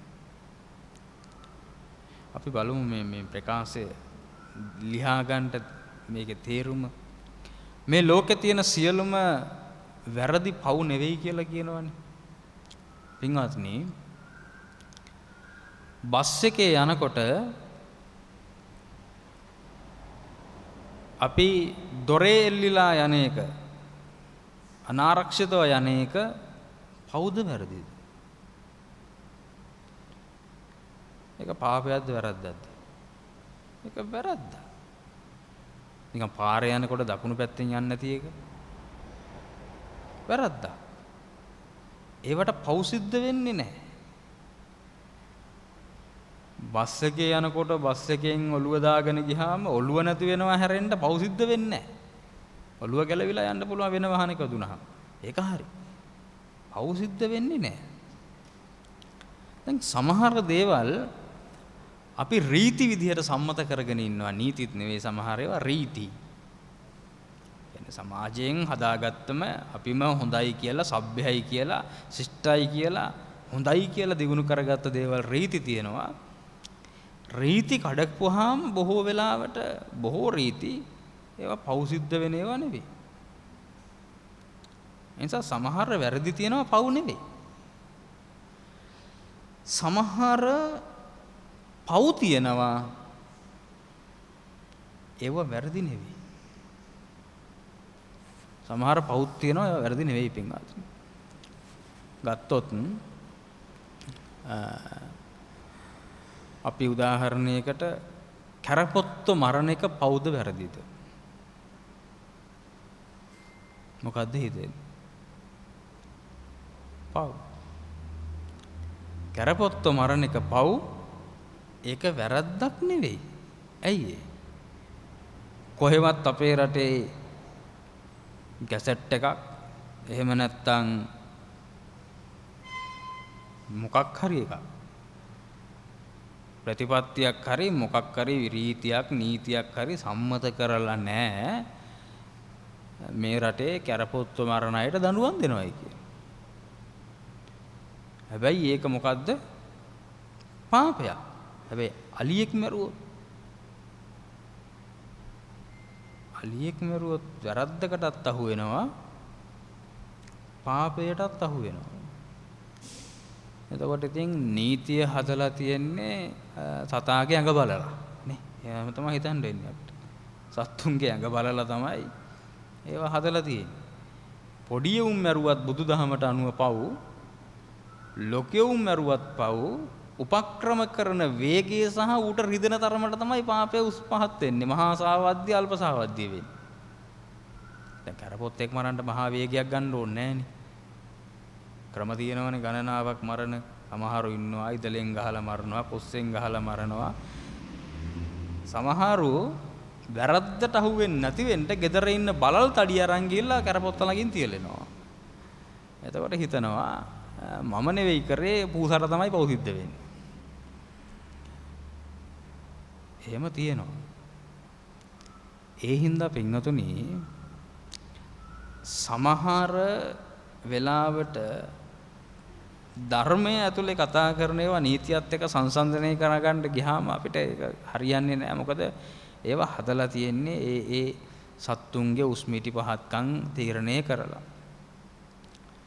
මහා සාවද්‍ය වෙන්නත් අල්ප සාවද්‍ය වෙන්නත් රේණුකානේ චන්දිමල නායක හඳුරන්ගේ ධර්ම විනිශ්චය කියනවානේ. ගන්න උපක්‍රමය, වේගය, අලියෙක් මරන්න ඒ සතාර කොච්චර වද දෙන්න ඕනේද? මැරෙන්නේ නැහැ නේ ලේසිය. හරකෙක් මරන්න කොච්චර වද දෙන්න ඕනේද? එතකොට ඒකේ අකුසලයේ අනිත් එක ගුණය මත තීරණය වෙනවා. දැන් මිනිස්සෙක්ගේ අවම පහත් වැඩ කරන මිනිහෙක්ගේ හරි මොකක් හරි තියෙනවා ගුණයක්. එතකොට ඒකයි මනුස්ස ඝාතනයේ මහා අකුසලයක් වෙන්නේ. එතකොට සමහර පව් එවුව වැරදි නෙවෙයි. සමහර පව් වැරදි නෙවෙයි. සමහර වැරදි පව් වෙනවා, සමහර පව් වැරදි වෙනවා. ඒකත් මෙහෙම එකක් තියෙනවා. පින්වත්නි, මත් ද්‍රව්‍ය පානය කරන එක පෙති වෙන්න පුළුවන්, අදිනේව වෙන්න පුළුවන්, දුම වෙන්න පුළුවන්, වතුර විදිහට තියෙන මොන ක්‍රමයකට තියෙන එකක් හරි භාවිතයට ගන්න එක ඔබ කියන්න පවුද වැරදිද? මොකක්ද හිතෙන්නේ?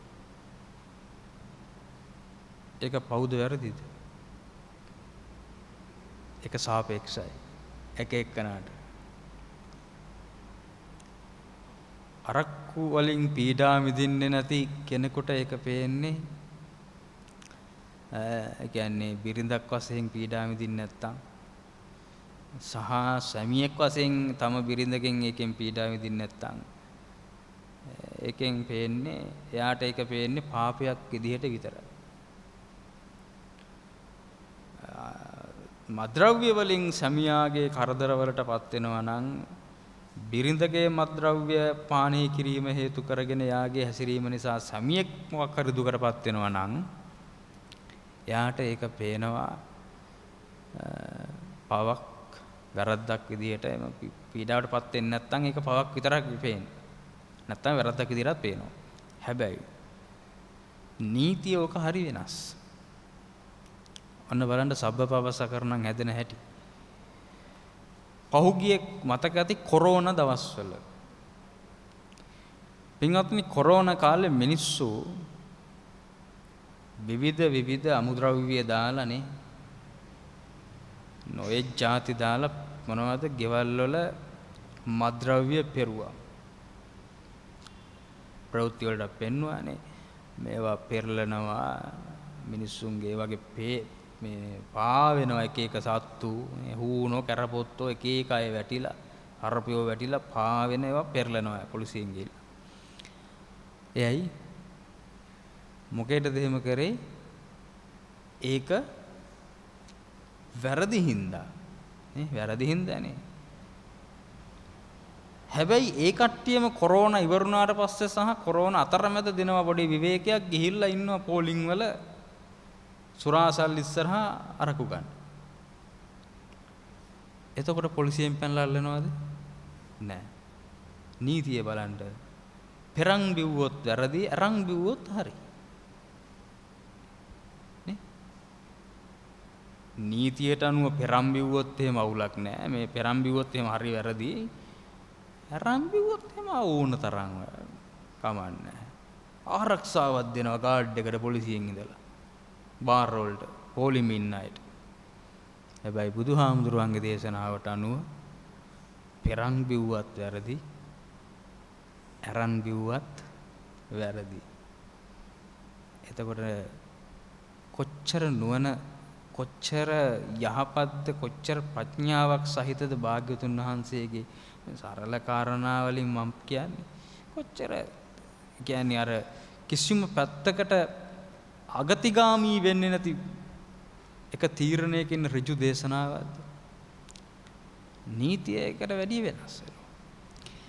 ඒ නිසා සමහර වැරදි පව් වෙන්න පුළුවන්, සමහර පව් වැරදි වෙන්න පුළුවන්, සමහර වැරදි පව් නොවෙන්න පුළුවන්, සමහර පව් වැරදි නොවෙන්න පුළුවන්. හැබැයි මේ මොනවා නොවුනත් පාපය තුලින් ලැබෙන විපාකය ගෙවන්න වෙන්නේ අපිට තනියම කරපු කෙනාට. මොකද පාපය කියන එක පින්වතුනි බදු දෙන්න බෑනේ. පාපය කියන එක උකස් කරන්න බෑ. පාපය කියන එක විකුණන්න බෑ. බර වැඩි කියලා තව මිනිහෙක්ගේ කර උඩින් තියන්න බෑ. නිකන්වත් ගන්න නෑ කවුරුවත්. දෙන්නත් බෑ. කුණු ලොරියට කුණු දෙනවා වගේ පව් කවුරුවත් අරන් යන්නේ නෑ. ගෙවලා හමාර කරන්නටම වෙනවා. බුදුහාමුදුරුවෝ පෙන්නනවා මේ ලෝකේ නොගෙවා හමාර කරන කර්මයක් කාටවත් නෑ කියලා. ගෙවන්න වෙනවා. නොගෙවා හමාර කරන්න බෑ. විපාක විඳින්න වෙනවා. එනිසා පින්වත්නි, පාපය කියන එක තුල විපාක දැන සංවර වීම, ඒකෙන් වැළකීම එක ක්‍රමයක්. විපාක දැකලා, ඒකයි මේ බණ කියන හාමුදුරුවරු දේශනාවන් ඇතුලේ කතා මතක් කරලා දෙන්නේ. දේශනාවන් ඇතුලේ අතීත සිදුවීම් මතක් කරලා දෙන්නේ වෙන හේතුවක් හින්දා නෙවෙයි. ඒ තුලින් මිනිසුන්ගේ විපාක දැකලා සංවර වෙන ක්‍රමයක් බුදුහාමුදුරුවන්ගේ දේශනාවේ තියෙන හින්දා. පින්වත්නි, අපි පව් කරන ක්‍රම කීයක් තියෙනවද? ක්‍රම කීයකට පව් කරන්න පුළුවන්ද? සිතින් පුළුවන්, කයින් පුළුවන්, වචනෙන් පුළුවන්. සිත, කය, වචනය කියන තුන්දොරින්ම පව් කරන්නට පුළුවන්. පව් සිද්ධ වෙනවා, කරනවා. එතනදී මෙන්න මෙහෙම දෙයක් අපි හොඳට නුවණින් තේරුම් ගන්න උත්සාහ කරමු. මෙන්න මේක පින්වත්නි, කයිනුයි වචනෙනුයි, කයෙන් වචනෙන් වැරදි කරනකොට සිතින් උයි කයින් වචනයෙන් කියන තුන්දොරින් වැරදි කරද්දී, පව් සිද්ධ කරද්දී, ඒකෙන් කායිකව සහ වාචසිකව සිද්ධ කරන පාප කර්මයන් වල ක්‍රියාවේ ප්‍රතිඵලයක් අපිට දකින්න තියෙනවා. කියන්නේ විපාක නෙවෙයි, ක්‍රියාවේ ප්‍රතිඵල. හැබැයි මනසින් කරන, සිතින් කරන පව්වල ක්‍රියාවේ ප්‍රතිඵලයක් දකින්න තියෙනවද? මේක අපි පැහැදිලි වෙන්න මෙන්න මෙහෙම උදාහරණයකට යමුකෝ. අපි පින්වතුනි බල්ලෙකුට ගලකින් ගහනවා. බල්ලෙකුට ගලකින් ගැහුවට පස්සේ මේක මොන කර්මයක් විදිහටද කියන්නේ? කයින් කරපු එකක් විදිහටනේ. නේ? සත්තුන්ට හිංසා කරන එක, ගහන එක, මැරෙන්න හිතලා ගහන එක, ඒක සත්ත්ව ඝාතනයේ කයින් කරන එකක් විදිහට තමයි වෙන් කරන්නේ. බල්ලෙකුට ගලකින් ගහනවා. ක්‍රියාව මොකද්ද? ගලකින් ගහන එක. ප්‍රතිඵලය මොකද්ද? ඒක වැදිච්ච සතා මර ලතෝනි තියාගෙන පණ එපා කියලා පණ බේර ගන්න දුවන එක. ඒක අපි දකින්නවද නැද්ද? පේනවා. හොඳට පේනවා ඒ සතාට පණ එපා කියලා දුවන හැටි. වචනෙන් කරන්න බැයිද පව්? පුළුවන්. එක මිනිස්සෙක් අල්ලගෙන පරුස වචනයෙන් අසභ්‍ය වචනයෙන් එයාගේ ජාතිය කුලය අතීත පරම්පරා අම්මා තාත්තගේ වැරදි එයාගේ අඩුපහඩු උස්මිටිකම් පාට දුර්වලතා කනබොන හැටි අරගෙන හැම එකයින්ම චෝදනා කරනවා ආක්‍රෝෂ කරනවා පරිභව කරනවා ඒ වෙලාවේ එයාගේ ඇස් දෙක රතු වෙලා මහා දුකකට ශෝකයකටපත් වෙනවා. පින්වත්නි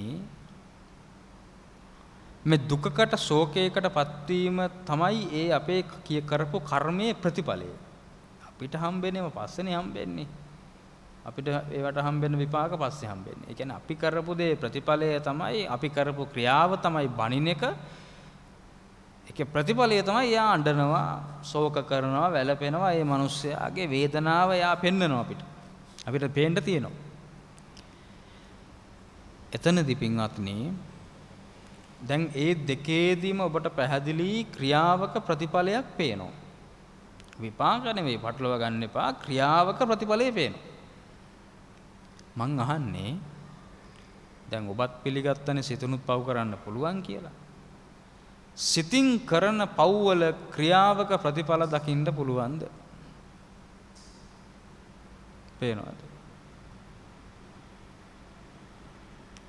කයින් වචනෙන් කරන වගේ ක්‍රියාවේ ප්‍රතිඵල පේනවා නම් මම අර උදාහරණ පෙන්නුවා වගේ සිතින් කරගන්නේ වගේ පේනවා. පේන්නේ නැහැ. මම ඒකට මෙන්න මෙහෙම කියන්නේ. පින්වත්නි කෙනෙකුට ඒ සිතේ තුලින් තව කෙනෙක් උදෙසා කරන තව කෙනෙකුට හිංසාවක් වෙන්න කියලා සිතින් කරන කර්මවල ක්‍රියාවක ප්‍රතිඵල පේන්නේ නැහැ කියන හොඳ උදාහරණයක් මෙන්න මෙහෙම ගත්තොත් යම් කෙනෙක් යනවා පින්වතුනි බණහන්ට ධර්මශාලාවකට හරි අපි කියමුකෝ බණ ගෙදරකට ආවා කියලා. බණ ගෙදරකට ඇවිල්ලා ඔබ ගිහිල්ලා හරි වෙන කෙනෙක් හරි බණශාලාවේ මැද වාඩි වෙලා ඉන්නවා. ඊට පස්සේ ඉන්නවනේ දැක්කත් තරහ යන. ඇඟේ මොකද ලොමු දැහ ගැන්වෙන. ඇඟේ මාළු නටනවා කියලා කියන්නේ ණයට අඳුකොළ වගේ කියන්නේ. දැකපු ගමන් අපේ සියලුම චර්යාවන් ඉරියව් වෙනස් වෙන අපිට පරම වෛරක්කාර මහා අනර්ථයක් කරපු මිනිස්සෙක් අපි වාඩි වෙලා ඉද්දි පින්වතුනි බණ අහන්න ගියපු තැන අපි ඉස්සරහින් ඇවිල්ලා වාඩි වෙනවා. මොකක් හරි කරන්න පුළුවන් නරකම වැඩක් අපිට කරලා තියෙනවා ජීවිතේ. අපිට ඉස්සරහ ඇවිල්ලා වාඩි වෙනවා. අපි ඉන්නේ පිටිපස්සේ.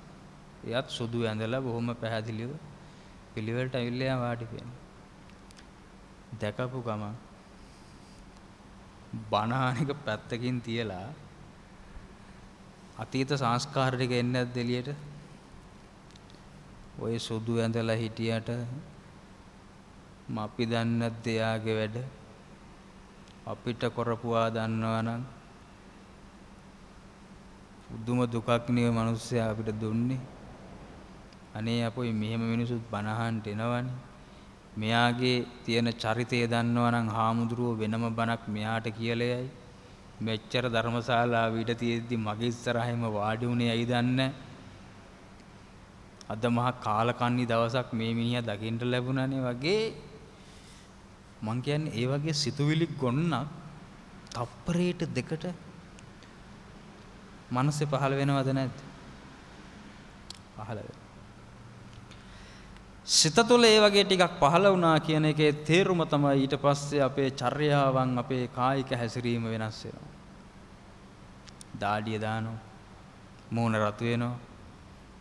අපේ ඊට පස්සේ අපිට ඔය තියනවා නම් නිදන්ගත රෝගනේ කොලෙස්ටරෝල් සීනි වගේ තියනවා නම් කටු පැනලා නගින්නේ ඌව හાર્ට් බීට් එහෙම උඩට එනවා කොට. මොකද අපි කියනවනේ නේ මගේ මිනිස්සෙකුට අපිට අපිව තරහ ගස්සන්න එපා කියන එක දැන් අන්වර්ථ විදිහට කියන්නේ මගේ සීනි ප්‍රතිශතය නම් ගන්න එපා කියලානේ කියන්නේ. තරහ ගියාම ඒක නගිනවා කියලා අපි දන්නවා. අපේ කොලෙස්ටරෝල් වැඩි වෙනවා, සීනි ප්‍රතිශතය වැඩි වෙනවා, ප්‍රෙෂර් වැඩි වෙනවා. අපේ ඒකයි මානසික සමතුලිතභාවයෙන් තීටියොත් ඒව අඩු කරගන්න පුළුවන්. අර වෙලාවේ කොම නැගලා හාමුදුරුවෝ බණ කියනවා. අපි පැයක් තිස්සේ බණ ඉවර වෙනකන් බණ අහනවා කියලා පෙන්නලා අපි මොනවද කල්පනා කරන්නේ? අර මිනිහා අපිට කරපු අනර්ථ ටික. සාමාන්‍ය පුහුදුන් කෙනෙකුට හරි අමාරුයි හිතේ වගේ තැනක দমনය කරගන්න. දැඩි දේශයක්, බලවත් දේශයක් ඒ වෙලාව වෙන්නේ. ඉතින් පැයක් තිස්සේ කල්පනා කර කර දතුත් පූට්ටු කරගෙන කිටි කිටි ගාලා දත් කූරු කකා ඔහේ බනහනවා විදිහට අර මිනිස්සයාත් එක්ක ගැටෙනවා අපි මනසින්. මං අහන්නේ ඒ වෙලාවේ ඒ ගැටීම හේතු කරගෙන පින්වත්නි අපේ දේශයට ලක් වෙන මිනිස්සයාට යහපතක් වෙනවද නැද්ද? එයාට මුකුත් වෙන්නේ නැහැ. අපේ ක්‍රියාවේ ප්‍රතිඵලය අපිට විතරයි පේන්නේ, මිදින්නේ. එයාට මුකුත් වෙන්නේ නැහැ. අපිට පේනවාද අපේ දේශයට ලක් වුණා කියලා එමිනියා ගිලා බහිනවා වගේ? නෑ. එයා හොඳට බණ අහනවා. එයා මොන වැරදි කරලා තියෙන්න පුළුවන්, අතීත සංස්කාරයගේ වෙනස් වෙන්න පුළුවන්. හැබැයි තියා බණ අහන වැඩේ කරනවනේ ඒ වෙලාවේ. ඒකෙන් පීඩාවටපත් වෙන්නේ දේශය දියුණු කරන කෙනා. ඊර්ෂියාව ඇති වෙනවා. ඊර්ෂියාව ඇති වුණාට පස්සේ පින්වතුනි ඊර්ෂියාවේ රෝග ලක්ෂණ තමයි රැට නිින්ද යන්නේ නැහැ. දේශයත් එක්කම එකට යන්නේව තමයි ඒවා. නිින්ද යන්නේ නැහැ. රැට නැගිටලා වතුර බිබී ඇඳ වටේ ඇවිදිනවා. පාන්දර 2ට 3ට තේ බොනවා. සමහරව ඉන්නවා පාන්දර 2:00මාරයි 3යි නානකොට ගිහිල්ලා. ඇයි මේ දැඩි දේශය සහ ඉරිසියාව තියෙනකොට ඉක්මනට ඇඟට දාඩි දා. පිච්චෙනවා. අර ඇතුලෙන් එන දාහය මානසික දාහය ඒක නිසා නිින්ද යන්නේ නැහැ. ඉතින් එහාට යනවා වගේ මෙහාට යනවා ඇවිදිනවා. ෆෝන් එක අතට අරගෙන බලනවා. ආයෙ නිදා ගන්න බලනවා. ඇඳ අතහැරලා සෝෆා එකේ බුදියන්න බලනවා. ඒකත් බැර වුණාම පැතුරක් දාගෙන බිම බුදිය ගන්න බලනවා. එයාගේ මේ නිදා ගන්න තැන නෙවෙයි ප්‍රශ්නේ තියෙන්නේ. හිතේ නේ. හිතේ තියෙන්නේ. හිත නිදහස් නම් ගලක් උඩ හරි කමන්නේ නිදා ගන්න පුළුවන් නින්ද යනවා. ප්‍රශ්නයක් නෙවෙයි. දැන් භාග්‍යතුන් වහන්සේ අර හිම මිදින සීතලක අර බිම මොනවද ගොංකුර ගවයන්ගේ කුර තියෙද්දි එක රජ කෙනෙක් බුදුහාමුදුරන්ගෙන් අහනවනේ ගිහිල්ලා මෙච්චර අපහසුතාවයේ තියෙන තැන ඔබ වහන්සේ කොහොමද සතපුනේ කියලා. මේ සීතල හිම මිදෙද්දි ඉතින් බුදුහාමුදුරුවෝ කියනවා මගේ මනස නිදහසින්ද මට ඒක කෙලස් මගේ හිතේ නෑ එහෙනම් නින්ද යනවා. හැබැයි ඉරිසියාව තියෙන කෙනා දේශයත් එක්ක එක පටලවගෙන ඉරිසියා කර කර ඉන්නවා යාට පීඩා. හැබැයි ඉරිසියාවට ලක් වෙන කෙනා එයා ඇදේට යනවා වගේ පේන්නේ නෑනේ අපිට. එයා හොඳට ඉන්නවා. ඒ නිසා මනසින් කරන මානසිකව සිද්ධ කරන අකුසල් මානසිකව සිද්ධ කරගන්නා වූ පාපයන් වල ක්‍රියාවේ ප්‍රතිඵල පේන්නේ නැති වුණාට ඒ වගේ විපාක තියෙනවා. හිතින් කරන පව්වල විපාක තියෙනවා. දැන් ගොඩාක් අය පින්වතුනි හිතින් තමයි ගොඩක් අකුසල් සිද්ධ කරගන්නේ, පාපයන් සිද්ධ කරගන්නේ. මොකද කායික වාචසිකව පව් කරන්න ගියොත් එහෙම ඒවට ප්‍රශ්න එන්න පුළුවන්. දැන් මොකක්ද දන්නවද? සමහර ප්‍රකාශ කරන්න බෑනේ ප්‍රසිද්ධියේ. ඒවා නීතිමය පසුබිම් සහ තමන් ගොඩනගාගෙන ඉන්න පෞරුෂය. ඒකනේ සමහර අය සමාජයේ ජනප්‍රිය වෙලා ජනාදරයටපත් වෙලා ආදරය දිනාගෙන ඉන්නවා. හැබැයි හිතේ තියෙන පවිතු මෝඩ අදහසක් ගිහිල්ලා කොහේ හරි ඉන්ටර්විව් එක රූපවාහිනියක හරි මොකේ හරි කියලා දීපු දවසට එයා අර බාහිරින් ගොඩනගාගත්ත ඒවා කොහොම ඉවරයි ඊට පස්සේ. ඉවරයි. ඒ නිසා හිත ඇතුලේ හිර කරගෙන ඉන්නේවා කොයි හරි වෙලාවක එළියට පැනපු ගමන් එයා අර ගොඩනගාගෙන ඉන්න ස්වභාවයන් ටික යාගේ ඉක්මනට වැළලෙනවා. හැබැයි ඒක දන්න මිනිස්සු හිත ඇතුලෙම පාපී සිතුවිලි දියුණු කරනවා එළියට දාන්නේ. මොකද භූමිකාව, පෞරුෂය, ආත්ම ගෞරවය, නෛතික ප්‍රශ්න, සමාජ ප්‍රශ්න, සංස්කෘතික ප්‍රශ්න, අවකාශ ප්‍රශ්න මේවා කොහොම ඒ වගේන් වාරණ එයි කියලා එයාගේ ප්‍රකාශය හිත තුළම තියාගෙන ඉන්නවා. ඒ නිසා මිනිස්සු මනසින් කරන පව්වල පින්වතුනි විපාක තියෙන බව තේරුම් ගන්න ඕනේ. උදාහරණයක්. පින්වතුනි භාග්‍යතුන් වහන්සේගේ ළඟම හිටපු උන්වහන්සේගේ මිත්‍ර රජ කෙනෙක් නේ පසේ නදී කොසල් රජතුමා. පසේ නදී කොසල් රජතුමා උදෙසා එතුමා වෙනුවෙන් සංයුත්ත නිකායේ කෝසල සංයුත්තරේ සූත්‍ර දේශනා කරලා තිනවා 25ක්. සූත්‍ර 25ක් තියෙනවා කෝසල සංයුත්තේ සංයුත්ත නිකායේ.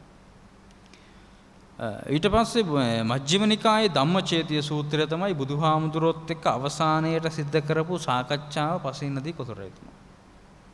මජ්ක්‍ධිම නිකායේ ධම්මචේතිය සූත්‍රය. එතුමා දවසක් බුදුහාමුදුරුවෝ හම්බෙන්න ඇවිල්ලා භාග්‍යතුන් වහන්සේට සඳහන් කළා බුදුරජාණන් වහන්සේ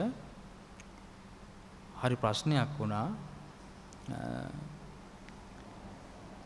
ඊයේ දවසේ මගේ ව්‍යාපාරික මිත්‍රයෙක් මරණයටපත් වෙලා තියෙනවා.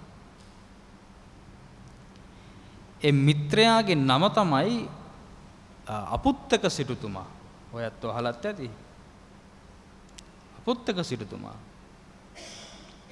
අපුත්තක සිටුතුමා ඊයරා මැරිලා බුදුහාමුදුරුවනේ. හැබැයි යාට දරුවෝ ඥාති මිත්‍රාදීන් හිතවතුන් තමන්ගේ කියලා පවුලේ කිසිම කෙනෙක් නෑ. 16 විතරයි ඉන්නේ. නමත් අපුත්තක දරුවෝ නැති සිටුතුමා. එතකොට මේ විවාහයක් කරගෙන නැති උදකලාව තනිකඩව ඉන්න මෙයාගේ ස්වභාවය ඒ තියෙන දාන්‍ය ධනය ඒවා රැකගෙන ඉන්න එක. හැබැයි කොසල් රජතුමා කියනවා බුදුහාමුදුරුවනේ මේ මිනිස්යාට රත්තරන් රිදී මුතුමැණික් යාන වාහන ගොඩක් ಜಾති තියෙනවා. කෝටි ගණන් වස්තු තිබිලා තියෙනවා. හැබැයි බුදුරජාණන් වහන්සේ ආරංචියේ හැටිය තමයි කවදාවත් ඔය මිනිහා බඩ පිරෙන්න කාපු කෙනෙක් නෙවෙයි. ඒ කියන්නේ නිකන් සාගතයක් ඇවිල්ලා නෙවෙයි. එයාගේ ස්වභාවය කාඩි හොදි නිවුඩුහාලේ බතොයි කන එක. කාඩි හොදි නිවුඩුහාලේ බතොයි. දැන් තව ටිකක් කල් යනකොට අපිටත් ඒවා තමයි කණ්ඩ වෙන්නේ. ඒවත් නැති වෙන ගැටලු තියෙනවා. කොහොම හරි අපුත්තක සිටුතුමාට ඒ ස්වභාවය තමයි යාගේ කෑම බීම ගතිය. ඊට පස්සේ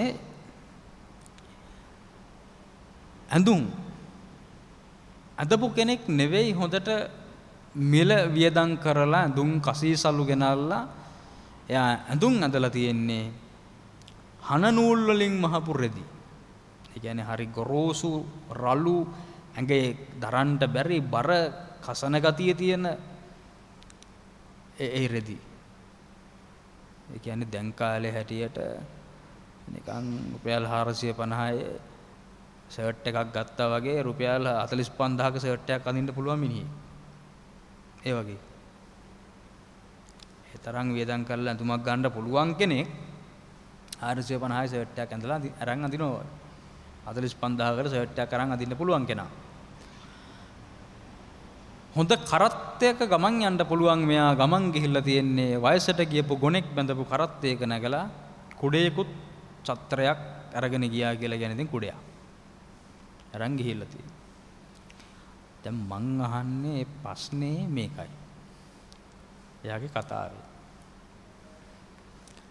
අපුත්තක සිටුතුමාගේ ඒ හැස්ත්‍රීම තිබුණේ පින්වතුනි මේ විදිහට ඒක එයාගේ ලෝභකමද ඉතුරු කිරීමද අල්පේච්ඡතාවයේද එහෙම නැත්නම් අපුත්තක සිටුතුමාට මොකක් හරි අසනීපයක් තිබ්බද? ලෝභකමද ඉතුරු කිරීමද අල්පේච්ඡතාවයේද අසනීපයක්ද? ඈ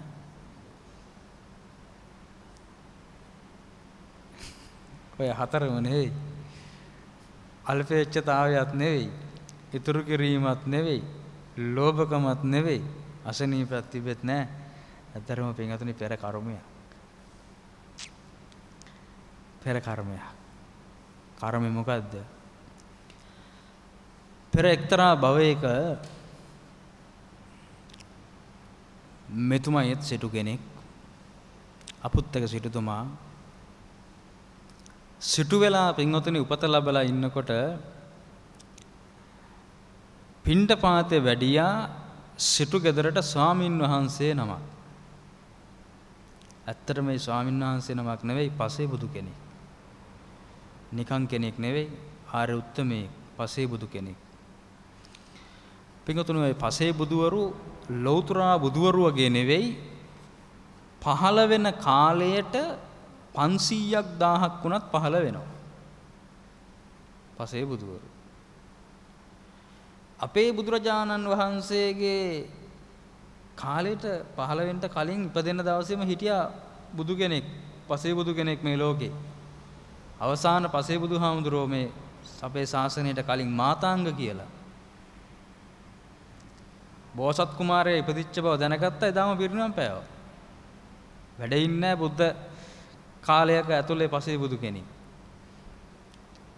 ඒ කියන්නේ බුද්ධ ශාසනයක් ඇතුලේ පසේ බුදු කෙනෙක් ලෝකේ වැඩ ඉන්නේ නැහැ. මේ කාලේ පසේ බුදුවරු වැඩ ඉන්නේ නැහැ. මේක අතුරුදහන් වෙලා ගිහිල්ලා ශාසන අන්තර්දහලි වුණාට පස්සේ තමයි පහළ වෙන්නේ. පසේ බුදුවරු බුදු වෙන්නේ. ඉතින් උන්වහන්සේලාත් පුදුම වීරියක් ගත්ත පිරිසක් ශාසනේ ලෝකේ පාරමිතා බලයෙන්. ඊට පස්සේ මේ පසේ බුදුවරු බණ කියන්න කියලා කියන්නේ බණ දන්න තින්ද නෙවෙයි. නිකන් අපි මිනිසුන්ට කියනවා නෙමෙයි. කියන්නකෝ අනේ පසේ බුදු වුණා වගේ ඉන්න නැතුව කියලා අපි නේ කතා කරන්නේ නැතුව ඉන්න කෙනාට කියනවානේ. නේ පසේ බුදුවරු බණ දන්නේ නැත්තේ නෙවෙයි. දන්නවා. උන්වහන්සේලාට මේක දේශනා කරගන්න භාෂාමය ගැටලුවක් තියෙනවා. දැන් අපේ බුදුහාමුදුරුවන්ටත් මේ ධර්මයේ sannivedanaya කරන්නට ඒකනේ නිවන ගැන වචන 100කට වැඩිය දේශනා කරලා තියෙන්නේ. කියන්නේ නිබ්බාන කියන වචනය හඳුන්වන්නට වචන සමාන පද 100ක් විතර තියෙනවා. නිබ්බාන කියන එක මේක විවිධ ක්‍රමවලට මොකද මේක හැඟීමක්. එහෙම නැත්නම් මේක දැනීමක්. මේක මේ ඝනද්‍රව්‍යයක් නෙවෙයිනේ. වාක්මාලාවේ ප්‍රශ්නයක් තියෙනවා. මේක සංජානනය කරන්න ප්‍රකාශ කරන්න උන්වහන්සේලාට ඒ හසලතාවයේ කුසලතාවය අල්පයි. ඒ නිසා බණ කියන්නේ කියලා කියන්නේ බණ දන්නේ නැති හින්දා නෙවෙයි. අපේ බුදුහාමුදුරුවෝ පසුබට වුණා කියනවනේ මේ අරිය පරේසන සූත්‍රයේ කියන්නේ බණ නොකියින්ට. මගේ මේ දේශනාව සුකමයි සියුම් ගැඹුරුයි මේක අවබෝධ කරගනීද දන්නේ නැහැ. මිනිසුන්ට මේක තේරෙයිද දන්නේ නැහැ කියලා. පසුබට වුණා කියන සහම්පති ඇවිල්ලා ආරාධනා කරනවානේ අනේ බුදුහාමුදුරනේ බණ කියමු. මේ අවබෝධ කරගන්න මිනිස්සු මේ ලෝකේ ඉන්නවා කියලා. ඒ හින්දා මේ පසේ බුදුහාමුදුරෝ නමක් මේ නිවසට පිණ්ඩපාතේ වැඩියා. පිණ්ඩපාතේ වැඩියට පස්සේ පසේ බුදුරජාණන් වහන්සේ සිටුතුමා කවදාවත් දන් දීපු කෙනෙක් නෙවෙයි. හැබැයි දන් දෙන්න සිතුවිල්ලක් පහළ වෙලා හැඟීමක් පහළ වෙලා සිටුතුමා මොකද කරේ? පිරිඳට කතා කරලා කිව්වා ශ්‍රමණෙක් ඇවිල්ලා ඉන්නවා මොනවා හරි ටිකක් දානෙට දෙමු. දානෙට දෙමු කියලා කිව්වා. පින්වතුනි බිරිඳ ඇවිල්ලා බැලුවා සිටු දේවිය ඇවිල්ලා බැලුවා මොනවද කවුද ඇවිල්ලා ඉන්නේ? එයාට ආරංචි වෙනව ඇතිනේ ගමේ උදවිය ඇවිල්ලා කියනවා ඇතිනේ මේ පසේ බුදුවරු මේ පැත්තේ ඉන්නේ. එයා දැනගත්ත මේ පසේ බුදුවරු බුදු කෙනෙක්. ඉක්මනට ගෙදර තිබ්බ වටිනම කෑම වේල ඉක්මනින් පිළියෙල කරලා උන්වහන්සේට හරි වටිනා ආහාරයක් හරි ශ්‍රද්ධාවෙන් ගෙනල්ලා පාත්‍රයේ පිරණකම් පූජා කළා. හරි සතුටටපත් වුණා සිටු දේ. ඉතින් සිටුතුමා මේ දෙන්න කියලා පොඩ්ඩක් එළියට පහළට ගිහිල්ලා හිටියේ. මෙයාට හිතුණා දුන්නේ මොනවද කියලා බලන්න ඕනේ කියලා පසේ බුදුහාඳුරෝ අපව වඩිනකොට. එහෙම මිනිස්සු ඉන්නවා. දෙන්න කියලා හැම ගහලා හාරලා අවුස්සලා බලන අය ඉන්නවා එහෙම. උදවිය ඕන තරම් ඉන්නවා. මේ වෙලාවේ මෙයා මොකද්ද සිද්ධ කළේ? ඒක විමසලා බලන්න ගියා. පස්සෙන් ගිහිල්ලා ඇහුවා ස්වාමීනි ඔබ වහන්සේ නේද මේ අපේ ගේ ඉස්සරහා වැඩ හිටියේ? ඔව්. මම මේ සිටු දේවිට කියලා ආවේ මොනවා හරි දන් දෙන්න කියලා මොනවා හරි දානෙට හම්බුණාද? ලැබුණා. කෝ බලන්න කියලා පින්වතුනි කොකෙක් වගේ ඔළුව දාලා බලනවා පාත්‍රයේ දිහා. අනේ දීලා තියෙන්නේ වටිනම දානයක්. වටිනම ආහාර වේලක්නේ. වටිනම කෑම වේලක්නේ දීලා තියෙන්නේ. මේක ගෙදර වැඩ කරන 16න්ට 16න්ට දුන්නා නම් ඒ මිනිස්සු අවුරුද්දක් විතර වැඩ කරයි මේ කෑම වේල කෑපු හින්දා. කෑම වේලට හරියන්ට සරිලන්ට හරි සංවේගයක් ඇති වුණා. ඒ වගේම තරහක් දුකක් ලෝභයක් ඇති වුණා. ඇති වෙලා හැබැයි ඒ හිතේ ඇතිවෙච්ච මෝහයත් එක්කනේ ඔය ඇති වෙන්නේ. අවිද්‍යාව තියෙන හින්දානේ ඔය තණ්හාව දේශය වගේ දේවල් අපිත් එක්ක පවතින්නේ. එතකොට අවිජ්ජාපච්චය සංඛාරා කියලානේ ආරම්භ කරන්නේ මේ අපේ බුදුහාමුදුරුවන්ගේ පටිච්ච සමුප්පාද දේශනාව. අනිත් පැත්තෙන් ගන්නකොට තණ්හාව මූලය වෙන්නේ භවයට. චතුරාර්ය සත්‍ය දේශනාව තුළ. ඔව් තණ්හාවයි අවිද්‍යාවයි මූලික කරගෙන තමයි ඒ ඇතුළු තවත් අකුසල චෛතසික මූලික කරගෙන සසර ඇවිදිනවා. මේ වෙලාවේ මේ මිනිස්යාට මේ ඇතිවෙච්ච බරපතල සිතේ අප්‍රසාදය දානියක් දෙන්න කියලා දුන්නට පස්සේ ඒ පසුතැවීම තුල මෙයා පින්වතුනි මේ පසේ බුදුරජාණන් වහන්සේ දිහා රවලවත් හැබැයි බැලුවේ නැහැ. ඒ කියන්නේ කාය කර්මයක් කායෙන් පව් කරගෙන නැහැ යා. අපේ ගෙවල් පැත්තේම ආයේ වඩින්න එපා ඔබ වහන්සේ කියලා කිව්වෙත් නැහැ. වචනෙන් පව් කරගෙන නැහැ. හැබැයි ඉතින් හිතුවා මොකද්ද? දුන්නේ අපරාධේ. දෙන්න කියලා නොකිය හිටියානම් හොඳයි. නොදී හිටියානම් හොඳයි.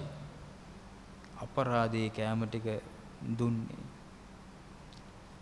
දෙන්න කියලා කිව්වා දුන්නට පස්සේ හිත අප්‍රසාදයටපත් වුණා. බලන්න විපාක සකස් වෙන විදිය දැන් මෙයා පාපය සිදු කරගෙන ඉන්නේ මනසින් හිතින් විතරයි. කායිකව නෑ ඒවා, වාචසිකව නෑ. ඒකේ අකුසල කර්මයේ ප්‍රතිඵල කොහොමද? භවයන් ගණනාවක් ඉපදෙනවා පින්වතුනි සිටු වෙලා. දෙන්න කියපු හින්දා ලැබෙනවා. පුදුම විදිහට ලැබෙන්නේ. සිටු කෙනෙක් කියලා කියන්නේ කෝටිපති ව්‍යාපාරිකයෙක් නේ. අද ඔය ලංකාවේ රටේ ලෝකේ ඉන්න සල්ලි වල නිදා ගන්න පුළුවන් තත්ත්වයේ තියෙන මුතු මැණික් මාල යාන වාහන ඕන තරම් තියෙන මිනිස්සෙකුත් නේ. ඒ වගේ හිමිකාරයෙක් නේ. සිටු කියලා කියන්නේ සෙට්ටි කියලා කියන්නේ. එතකොට ඒ ලැබිච්ච දේවල් තියනවා බල ඉන්න. හැබැයි කන්ට තිබ්බට කන්ට හිතෙන්නේ නැහැ. ගෙවල් දොරවල් තිබ්බට ඒ වගේ නිදාගන්න සැප පහසුවට හිතෙන්නේ නැහැ. සැප තිබ්බට ඒවා විඳින්න, ලැබුණට ඒවා විඳින්න එයාට ඒකට පෙර පිනක් සකස් වෙලා නැහැ. ඒ මොකද දෙන්න කියපු හින්දා ලැබිලා තියෙනවා. දුන්නට පස්සේ හිත අප්‍රසාදයට පත් කරගෙන ඒ තුල සිත තුල ඇතිවෙච්ච අකුසල සිතුවිලි හේතු කරගෙන ඒවල් භුක්ති විඳින්න එයාට පහසුකම් සසර සකස් කරගෙන නැහැ එයා. ඒ නිසා දැන් හොඳට ඔළුවට ගන්න මිනිසුත් දෙනවා. දෙන වෙලාවේ හරි ප්‍රසාදයි. දෙන්න හිතන වෙලාව ප්‍රසාදයි. ගොඩක් වෙලාවට බොහෝ දෙනෙකුට මේ පින්කම කරලා ඉවරට අප්‍රසාද ඇති වෙන්න පුළුවන්. හිතේ පසුතැවීම් ඇති වෙන්න පුළුවන්. ඒක කරේ අපරාධي වගේ සිතුවිලි එන්න පුළුවන්. එහෙම වෙනවා. බෝසතාණන් වහන්සේටත් වෙලා තියෙනවා සංසාරේ. එක කතාවක අපේ බෝධිසත්වයෝ තමන්ගේ යාළුවෙකුට වටිනා දෙයක් දීලා ඒ දුන්නට පස්සේ ඒ දුන්න දේ පිළිබඳව අපරාධ කියලා හිතුණා. මේකෙන් ඒ රටේ රජතුමා ලෙඩ වුණා. ඒතර අපේ බෝධිසත්වයෝ තමයි ප්‍රධාන පුරෝහිතයා විදියට හිටියේ. පුරෝහිතතුමා රජතුමාගේ අසනීපය සුවපත් කරන්න යාගයක් ශාන්ති කර්මයක් සංවිධානය කරා. ශාන්ති කර්මය තමයි ඉන්ද්‍රජාලිකයේ කඩුවක් ගිලින එකක් පෙන්වන එක. පින්වතුනි මේ ඉන්ද්‍රජාලිකයා කඩුව ගිලිනකොට රජතුමා ආතුරයා විදිහට බලාගෙන ඉන්නවා. ලෙඩ වෙලා ඇඟ ලෙඩ වෙලා මේ දුන්න එකක් දුන්නේ අපරාධි කියලා හිතලා මේ මිනිස්සයා ලෙඩ වෙලා. කන්නේ බොන්නේ නැහැ. ඇඟ සුදු මැලි වෙලා ගිහිල්ලා. සියසුනට එන්නේ නැහැ. සිරිහාන් ගවඩාවටලා නිදා ගන්නවා. අර දුන්නේ කාපෝ ඉල්ලන්නත් බෑ. හැබැයි මේක හොඳ කරන්න ඕන. මේ ලෙඩේ හිතේ ලෙඩක් මේක. මේ ලෙඩේ හොඳ කරන්න කඩුවක් ගිලින සන්දර්ශනයක් පවත්වනකොට රජතුමා ඒක දිහා බලන් ඉන්නවා. බලන් ඉඳලා පළවෙනි කෙනාගෙන් ඇහුවා මේ ලෝකේ අමාරුම කඩු ගිලින එක නේද? අර මිනිහා බලන්නකො අච්චර අඟල් ගානක් දිග කඩුවක් ගිලින හැටි. මං කඩුව දක්ෂ වුණාට ගිලින්න බෑනේ මට කියලා කිව්වා. එයාට උපදෙස් දීලා තිබ්බා මෙහෙම උත්තර දෙන්න කියලා. එහෙම කියද්දි කොහමද? එයා උත්තර දුන්නා නෑ. කඩු ගිලින්ට හරි ලේසි. ඊට වැඩි අමාරුයි කාට හරි මොනවා හරි දෙන්න කියලා හිතන එක. අමාරුයි. කඩු ගිලින්න පුළුවන්. කාට හරි මොනවා හරි දෙන්න කියලා හිතන්න අමාරුයි. දෙවනි කෙනාගෙන් ඇහුවා ඇත්තටම අමාරු දෙන්න කියලා හිතන එකද කඩු ගිලින එකද කියලා. දෙවනි කෙනා උත්තර දුන්නා නෑ රජතුමනි දෙන්න කියලා හිතන්නත් පුළුවන් කඩු ගිලින්නත් පුළුවන් අමාරුයි හිතපු එකම දෙන එක බෑ නේ. අලුත් අවුරුද්දට එහෙම කැවුම් ගෙඩි 20ක් අරන් යන්න බැලුවොත් එහෙම උදේ පෙට්ටියකට දැම්මොත් දවල් වෙද්දි ඔලුවට එනවා නෑ ඒ කට්ටියට පුංචිලා දියහැමුත් හම්බ වෙනවානේ. අල්ලපු ගෙදරමුත් හම්බ වෙන්නේ නැති 10ක් ඇති කියලා 10ක් තියලා තමයි ඉතුරු 10 අරන් යන්නේ. හිතපු එකම දෙන්න හිතෙන්නේ නැහැ. අඩු වෙනවා. තුන්වෙනි එක්කන අපේ බෝධිසත්වයෝ බෝධිසත්වයන්ගෙන් ඇහුවා ඔයා මොකද කියන්නේ? ඔයානේ ගොඩක් පඬිතමගේ පුරෝහිත පිරිසගේ මොකක්ද අමාරු? කඩු කිලින එකද? දෙන්න කියලා හිතන එකද? හිතපු එක දෙන එකද? නැත්නම් වෙන මොකක් හරි උත්තරයක් තියෙනවද? රජතුමනි, ওই තුනම ලේසි. ලෝකේ අමාරුම වැඩේ දුන්නට පස්සේ හිත හදාගන්න එක. අමාරුයි. දුන්නට පස්සේ යමක් පරිත්‍යාග කරපුවාම හිත හැදෙන්නේ නැහැ. ඒක මතක් වෙවි සමහර වෙලාවට සිත තුලින් අපිට දෙස් තියෙනවා. ඒක කියලා දුන්නා රජතුමාට බෝධිසත්වයෝ. එයා සුවපත් වෙනවා. හැබැයි අපි හිත තුලින් පින්වතුනි දුන්න දේවල් ගැන හිත හිත අපුත්තක සිටුතුමා වගේ පසුතැවෙනවා.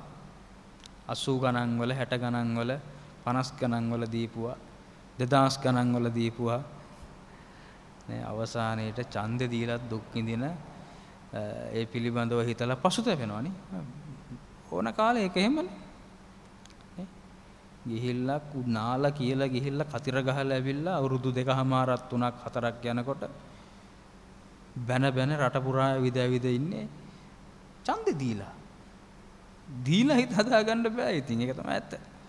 ඒ නිසා මිනිස්සු හිත තුලින් පින්වතුනි පසුතැවෙන තැන් ඕවා. පසුතැවෙනවා. එතකොට අපුත්තක සිටුතුමා වගේ කට්ටිය අද සමාජයේ නැද්ද? ඉන්නවා. කෝටි ගණන් වියදම් කරලා මිල මුදල් වියදම් කරලා හදනවා ගෙවල්. ගේ හදලා පදිංචි වෙන්න යන දවසේ පින්වතුනි නැකතක් බලන්න ගියාම පදිංචි වෙන්න ගෙටක වදින්න නැකත් බලන මිනිස්සයා කියනවා ධම්මගේ පදිංචි වෙන්න එපා. දැන් පදිංචි වුණොත් නෝනට අපලයි මහත්තයාට කරදරයි. තව අවුරුද්දක් දෙකක් ඉඳලා පදිංචි වෙන්න ඔයාලට ටිකක් අපලයි. අනේ අර කෝටි ගාණක් වියදම් කරලා දුක් විඳලා ගේ හදපු මිනිස්සයෝ නැකත් කාරයෙක් කියපු හින්දා ඒගේ පාළුවට අරින්නත් බෑ. ඒක රෙන්ට් එකට දීලා ඒ මිනිස්සු 10යි කාමරයක රෙන්ට් එකට ඉන්නවා. මේ මං කියන්නේ මේ ඉන්දියාවේ වුණා නෙවෙයි. ලංකාවේ මිනිසුන්ට ඇත්තටම වෙලා තියෙන දේවල් අපිට අහන්න සහ අපිට තියෙන අත්දැකීම්. මොන කරුමයක්ද ඒක?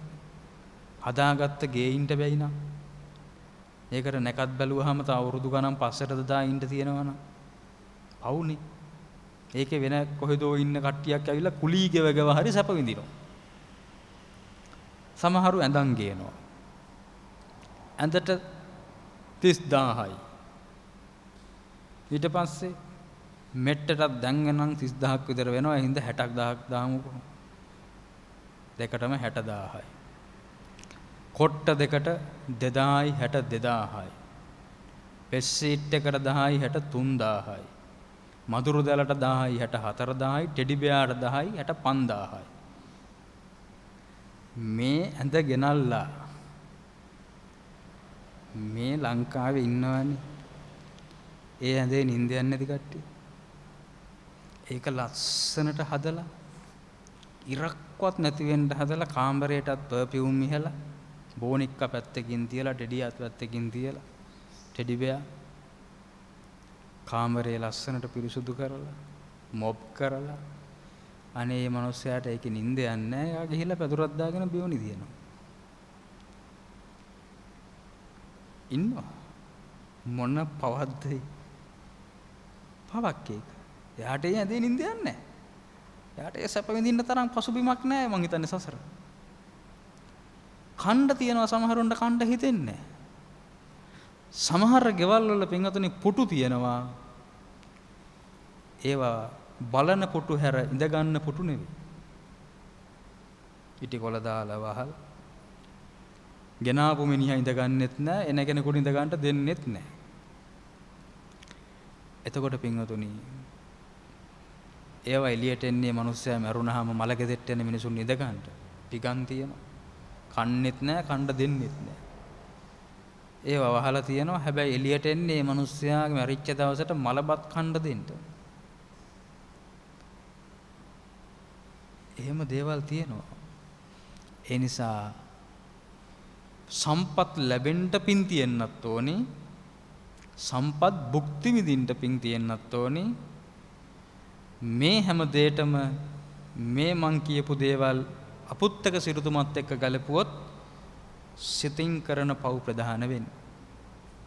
එනිසා පින්වතුනි හැමදේම පරිස්සම් කරන අතරතුරේ හිත පරිස්සම් කරගන්න. සිතේ පරිස්සම හරි වටිනවා. ඒක වැදගත්. මිනිස්සු වංචක ධර්ම වලට අහු වෙලා හිතින් ගොඩක් පව් කරගන්නවා. පරාර්ථ කාමතා වේශයෙන් එන ලෝභය තියෙනවා. අනුන්ට යහපත කරන්න කියලා හිතාගෙන හැබැයි හිත ඇතුලේ වැඩ කරන ලෝභය තිබ්බහම බුද්ධ පූජාව තිබ්බහම දැන් මේ දවස්වල ප්‍රචාරය කරගෙන යනවා බුද්ධ පූජා තියන්න ඕනේ නෑ කණ්ඩ නැති මිනිසුන්ට කණ්ඩ දෙන්න ඕනේ. එයාට තේරෙන්නේ නැහැ මේ යාගේ හිතේ වැඩ කරන්නේ අනුන්ට උපකාර කරන එක වේශයෙන් ලෝභයක් වැඩ කරනවා. පරාර්ථ කාමතා වේශයෙන් එන මෝහය තියෙනවා. අනුන්ට උදව් කරන්න ඕනේ කියලා හිතනකොට එයා හැබැයි බුදු ගුණ දන්නේ නැති හින්දා මෝහයක ඉන්නවා. පරාර්ථ කාමතා වේශයෙන් එන ඉරිසියාවක් තියෙනවා. අනුන්ට උදව් කරන්න ඕනේ. හැබැයි උදව් කරන සිතුවිල්ලත් එක්ක යාට එන්නේ මොකද්ද? ඉරිසියාව. බුදුහාමුදුරෝ ඉස්සරහා අර පිරිසුදුව පිළිවෙලට මොකද අපි මේ ගෙදරට එන මිනිහෙකුටවත් ඒ විදිහට දාන්නේ මේ කැම වේලක් දෙන්නේ නැහනේ බුද්ධ පූජාව තියෙන තරම් පිරිසුදුව නේ දැකපුවාමත් හරි ප්‍රසාදයක් නේ ඇති වෙන්නේ. ඉතින් ඉරිසියාවේ පැලෙනවා මේ අපිවත් කන්නේ බොන්නේ නැහැ පිළිම වලට මොකටද පූජා තියන්නේ කියලා. හැබැයි එයා ඒකට ප්‍රකාශයේ විදිහට ගන්නේ කණ්ඩ බොන්න නැති මිනිස්සු මේ දවස්වල ඉන්නවා. ඒ හින්දා ඒ අයට කණ්ඩ බොන්න දෙන්න මේ පිළිම වලට තියන්න එපා. දේශය නේ බුදුහාමුදුරුවෝ ගැන තියෙන සහ උන්වහන්සේ ආගමික ශාස්ත්‍රවරයෙක් වශයෙන් හෝ තියෙන දේශයේ හිත ඇතුළට ඇවිල්ලා ඒකේ ප්‍රතිඵල පෙන්නනවා පරාර්ථ කාමතා වේශය තුල අනුන්ට උපකාර කරන්න ඕන කියලා. ඒ නිසා වංචක ධර්ම හිත පරිස්සම් කරගන්න. කොරෝනා වලින් මැරුණොත් එහෙම මැරෙන්නේ එක භවයක විතරයි. හැබැයි සිත තුල කරගන්න අකුසල් වලින් භව ගානේ මෙරි සතර අපායේ වැටි යන්න වෙන තත්ත්වයක් තියෙනවා. ඒ නිසා කය පරිස්සම් කරනවට වැඩිය හිත පරිස්සම් කරගන්න. සබ්බ පාපස් අකරණං යනු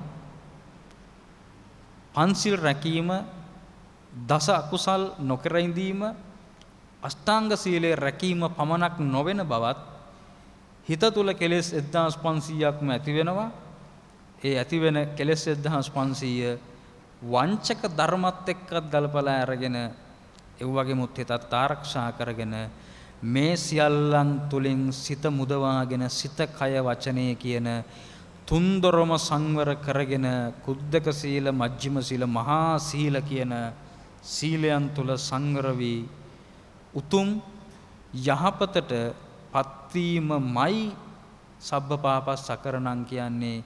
අනුමත්තේසු වජ්ජේසු බය දස්සාවි කියන විදිහට අනුමාත්‍ර වරදේ පවා මගේ සිත බය දකින සිතක්, මගේ වචනය මගේ කය තුලින් වැරද්දක් නොකරන කෙනෙක් බවට පත් වෙන්න මේ දේශනාවෙන් ලැබෙන උත්තේජනය ඔබ හැමට හේතු වාසනාම වෙත්වා කියලා මේ වෙලාවේ ප්‍රාර්ථනා කරමු.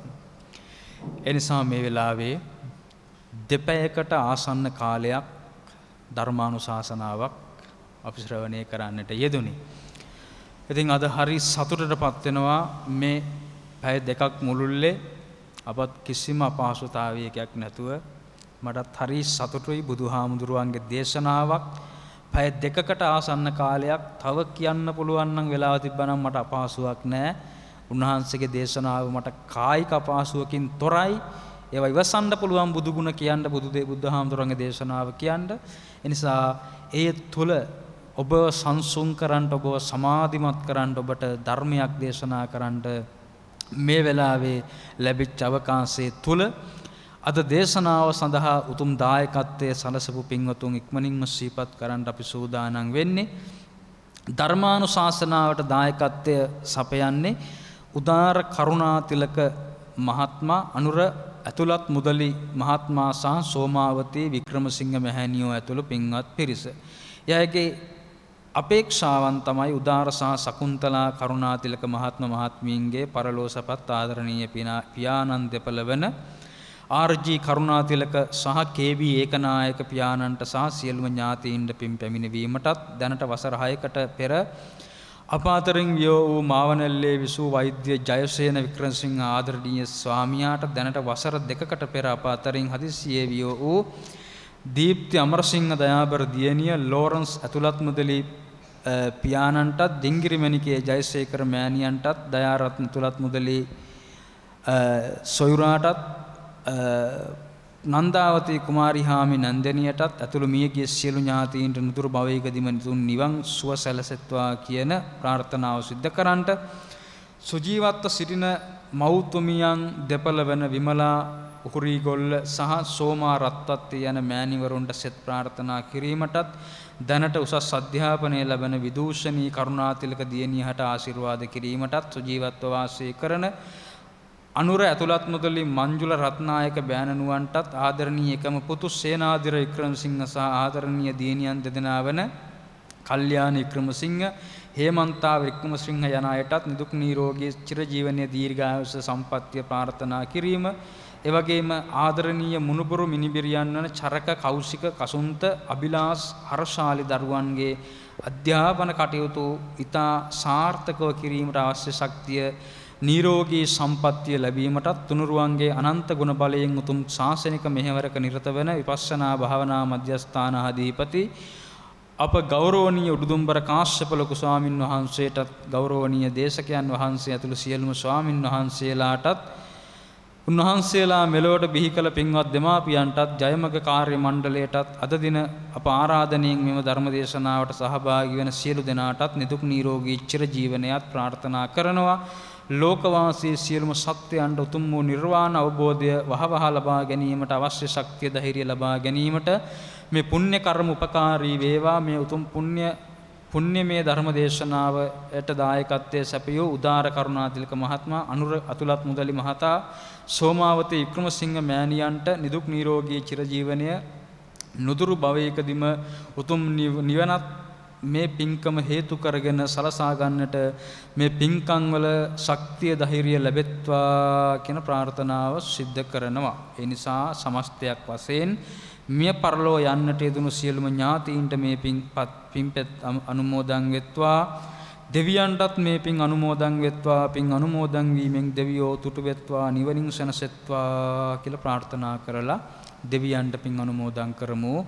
ආකාශට්ටා ච බුම්මට්ටා දේවා නාග මහිද්దికා පුඤ්ඤන්තං අනුමෝදිත්වා චිරං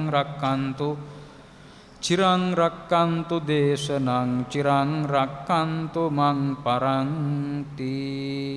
දේශනාව ශ්‍රවණය කරපු හැම දිනාටමත් දායකත්වයේ සැපෙව් හැම දිනාටමත් පූජනීය උඩුදුම්බර කාශ්‍යප ලොකු ස්වාමින් වහන්සේටත් අවසන අප හැම දිනාටමත් උතුම් නිවනින් සැනසෙන්නට මේ පින්කම පාරමිතාවක්ම වෙත්වා. සියල්ලෝ නිවනින් සැනසෙත්වා කියලා ප්‍රාර්ථනා කරන්න. හැම දිනාටම සම්මා සම්බුදු සරණයි. සාදු සාදු සාදු. අද දවසේදී මෙම උතුම් සදහම් දේශනාව පවත්වන්නට යෙදුනේ ගම්පහ හෙන්රි මහර බවුන් පැලැස්ස වාසී නම කියන්නට අවසරයි ශාස්ත්‍රපති අතිපූජනීය සගම අනුමදස්සේ අපේ ස්වාමින් වහන්සේ. අපේ ස්වාමින් වහන්සේට නිදුක් නිරෝගී චිරජීවනය ලැබේවා. දීර්ඝායුෂ සම්පන්නිය ලැබේවා. කරන්නා වූ ශාසනික සමාජීය මෙහෙවර වඩ වඩාත් සාර්ථකව සිදු කිරීමට අවශ්‍ය ශක්තිය ධෛර්යය ලැබේවායි අප ප්‍රාර්ථනා කරනවා. සාදු සාදු සාදු. අද දවසේදී මෙම උතුම් සදහම් දේශනාව ලොව පුරා ජයමග රූපවාහිනිය ඔස්සේ විකාශනය කිරීම සඳහා සදැහැති විකාශන දායකත්වයෙන් කටයුතු කළේ උදාර කරුණාතිලක මහතා, අනුර ඇතුළත් මුදලි මහතා සහ සෝමාවතී වික්‍රමසිංහ යන සදැහැති උපාසක උපාසිකාවන් විසින්. ඒ සියලු දෙනාටම අප මේ මොහොතේ පුණ්‍යානුමෝදනා කරනවා. ඒ වගේම මෙම උතුම් සදහම් දේශනාව අද දවසේදී සංවිධාන දායකත්වයෙන් කටයුතු කරන්නේ ලංකා විපස්සනා භාවනා මධ්‍යස්ථාන ක්‍රියාකාරී කමිටුවේ සමාජිකාවන් වන අනුෂා රත්නායක මහත්මිය, චම්පිකා නිල්මිනි බරණසූරිය මහත්මිය, අශෝකා කරුණාරත්න මහත්මිය, චන්ද්‍රා මෙනිකේ බණ්ඩාර යන මහත්මයන් විසින්. ඒ සියලු දෙනාටම අප මේ මොහොතේදී පුණ්‍යානුමෝදනා කරනු ලබනවා. එසේනම් මේ මොහොතේදී වැඩමවා වදාළ දේශකයන්න් වහන්සේ වෙත පරිස්කාර පූජා කිරීමයි සිදුවන්නේ. අප ආරාධනා කරනවා උදාර කරුණාතිලක මහතා, අනුර ඇතුළත් මුදලි මහතා, සෝමාවතී වික්‍රමසිංහ මහත්මිය ඇතුළු ඒ සියලු දෙනාට ගෞරවනීය දේශකයන්න් වහන්සේට පරිස්කාර පූජා කිරීම සඳහා සියලුම දෙනා සාදුකාර පවත්වමින් පරිස්කාර පූජා කරමු. සාදු සාදු සාදු.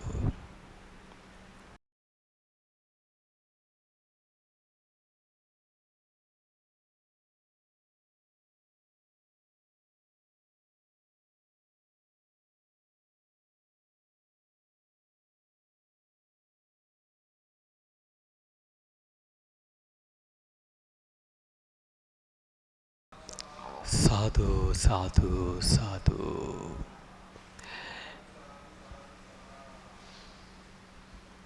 හෙට දිනේදී අතිපූජනීය ගල්කිස්සේ සෝමානන්ද ස්වාමින් වහන්සේ විසින් පොසොන් දේශනා සජීවී සදහම් විකාශයේ සදහම් දේශනාව පැවැත්වීමට නියමිතයි.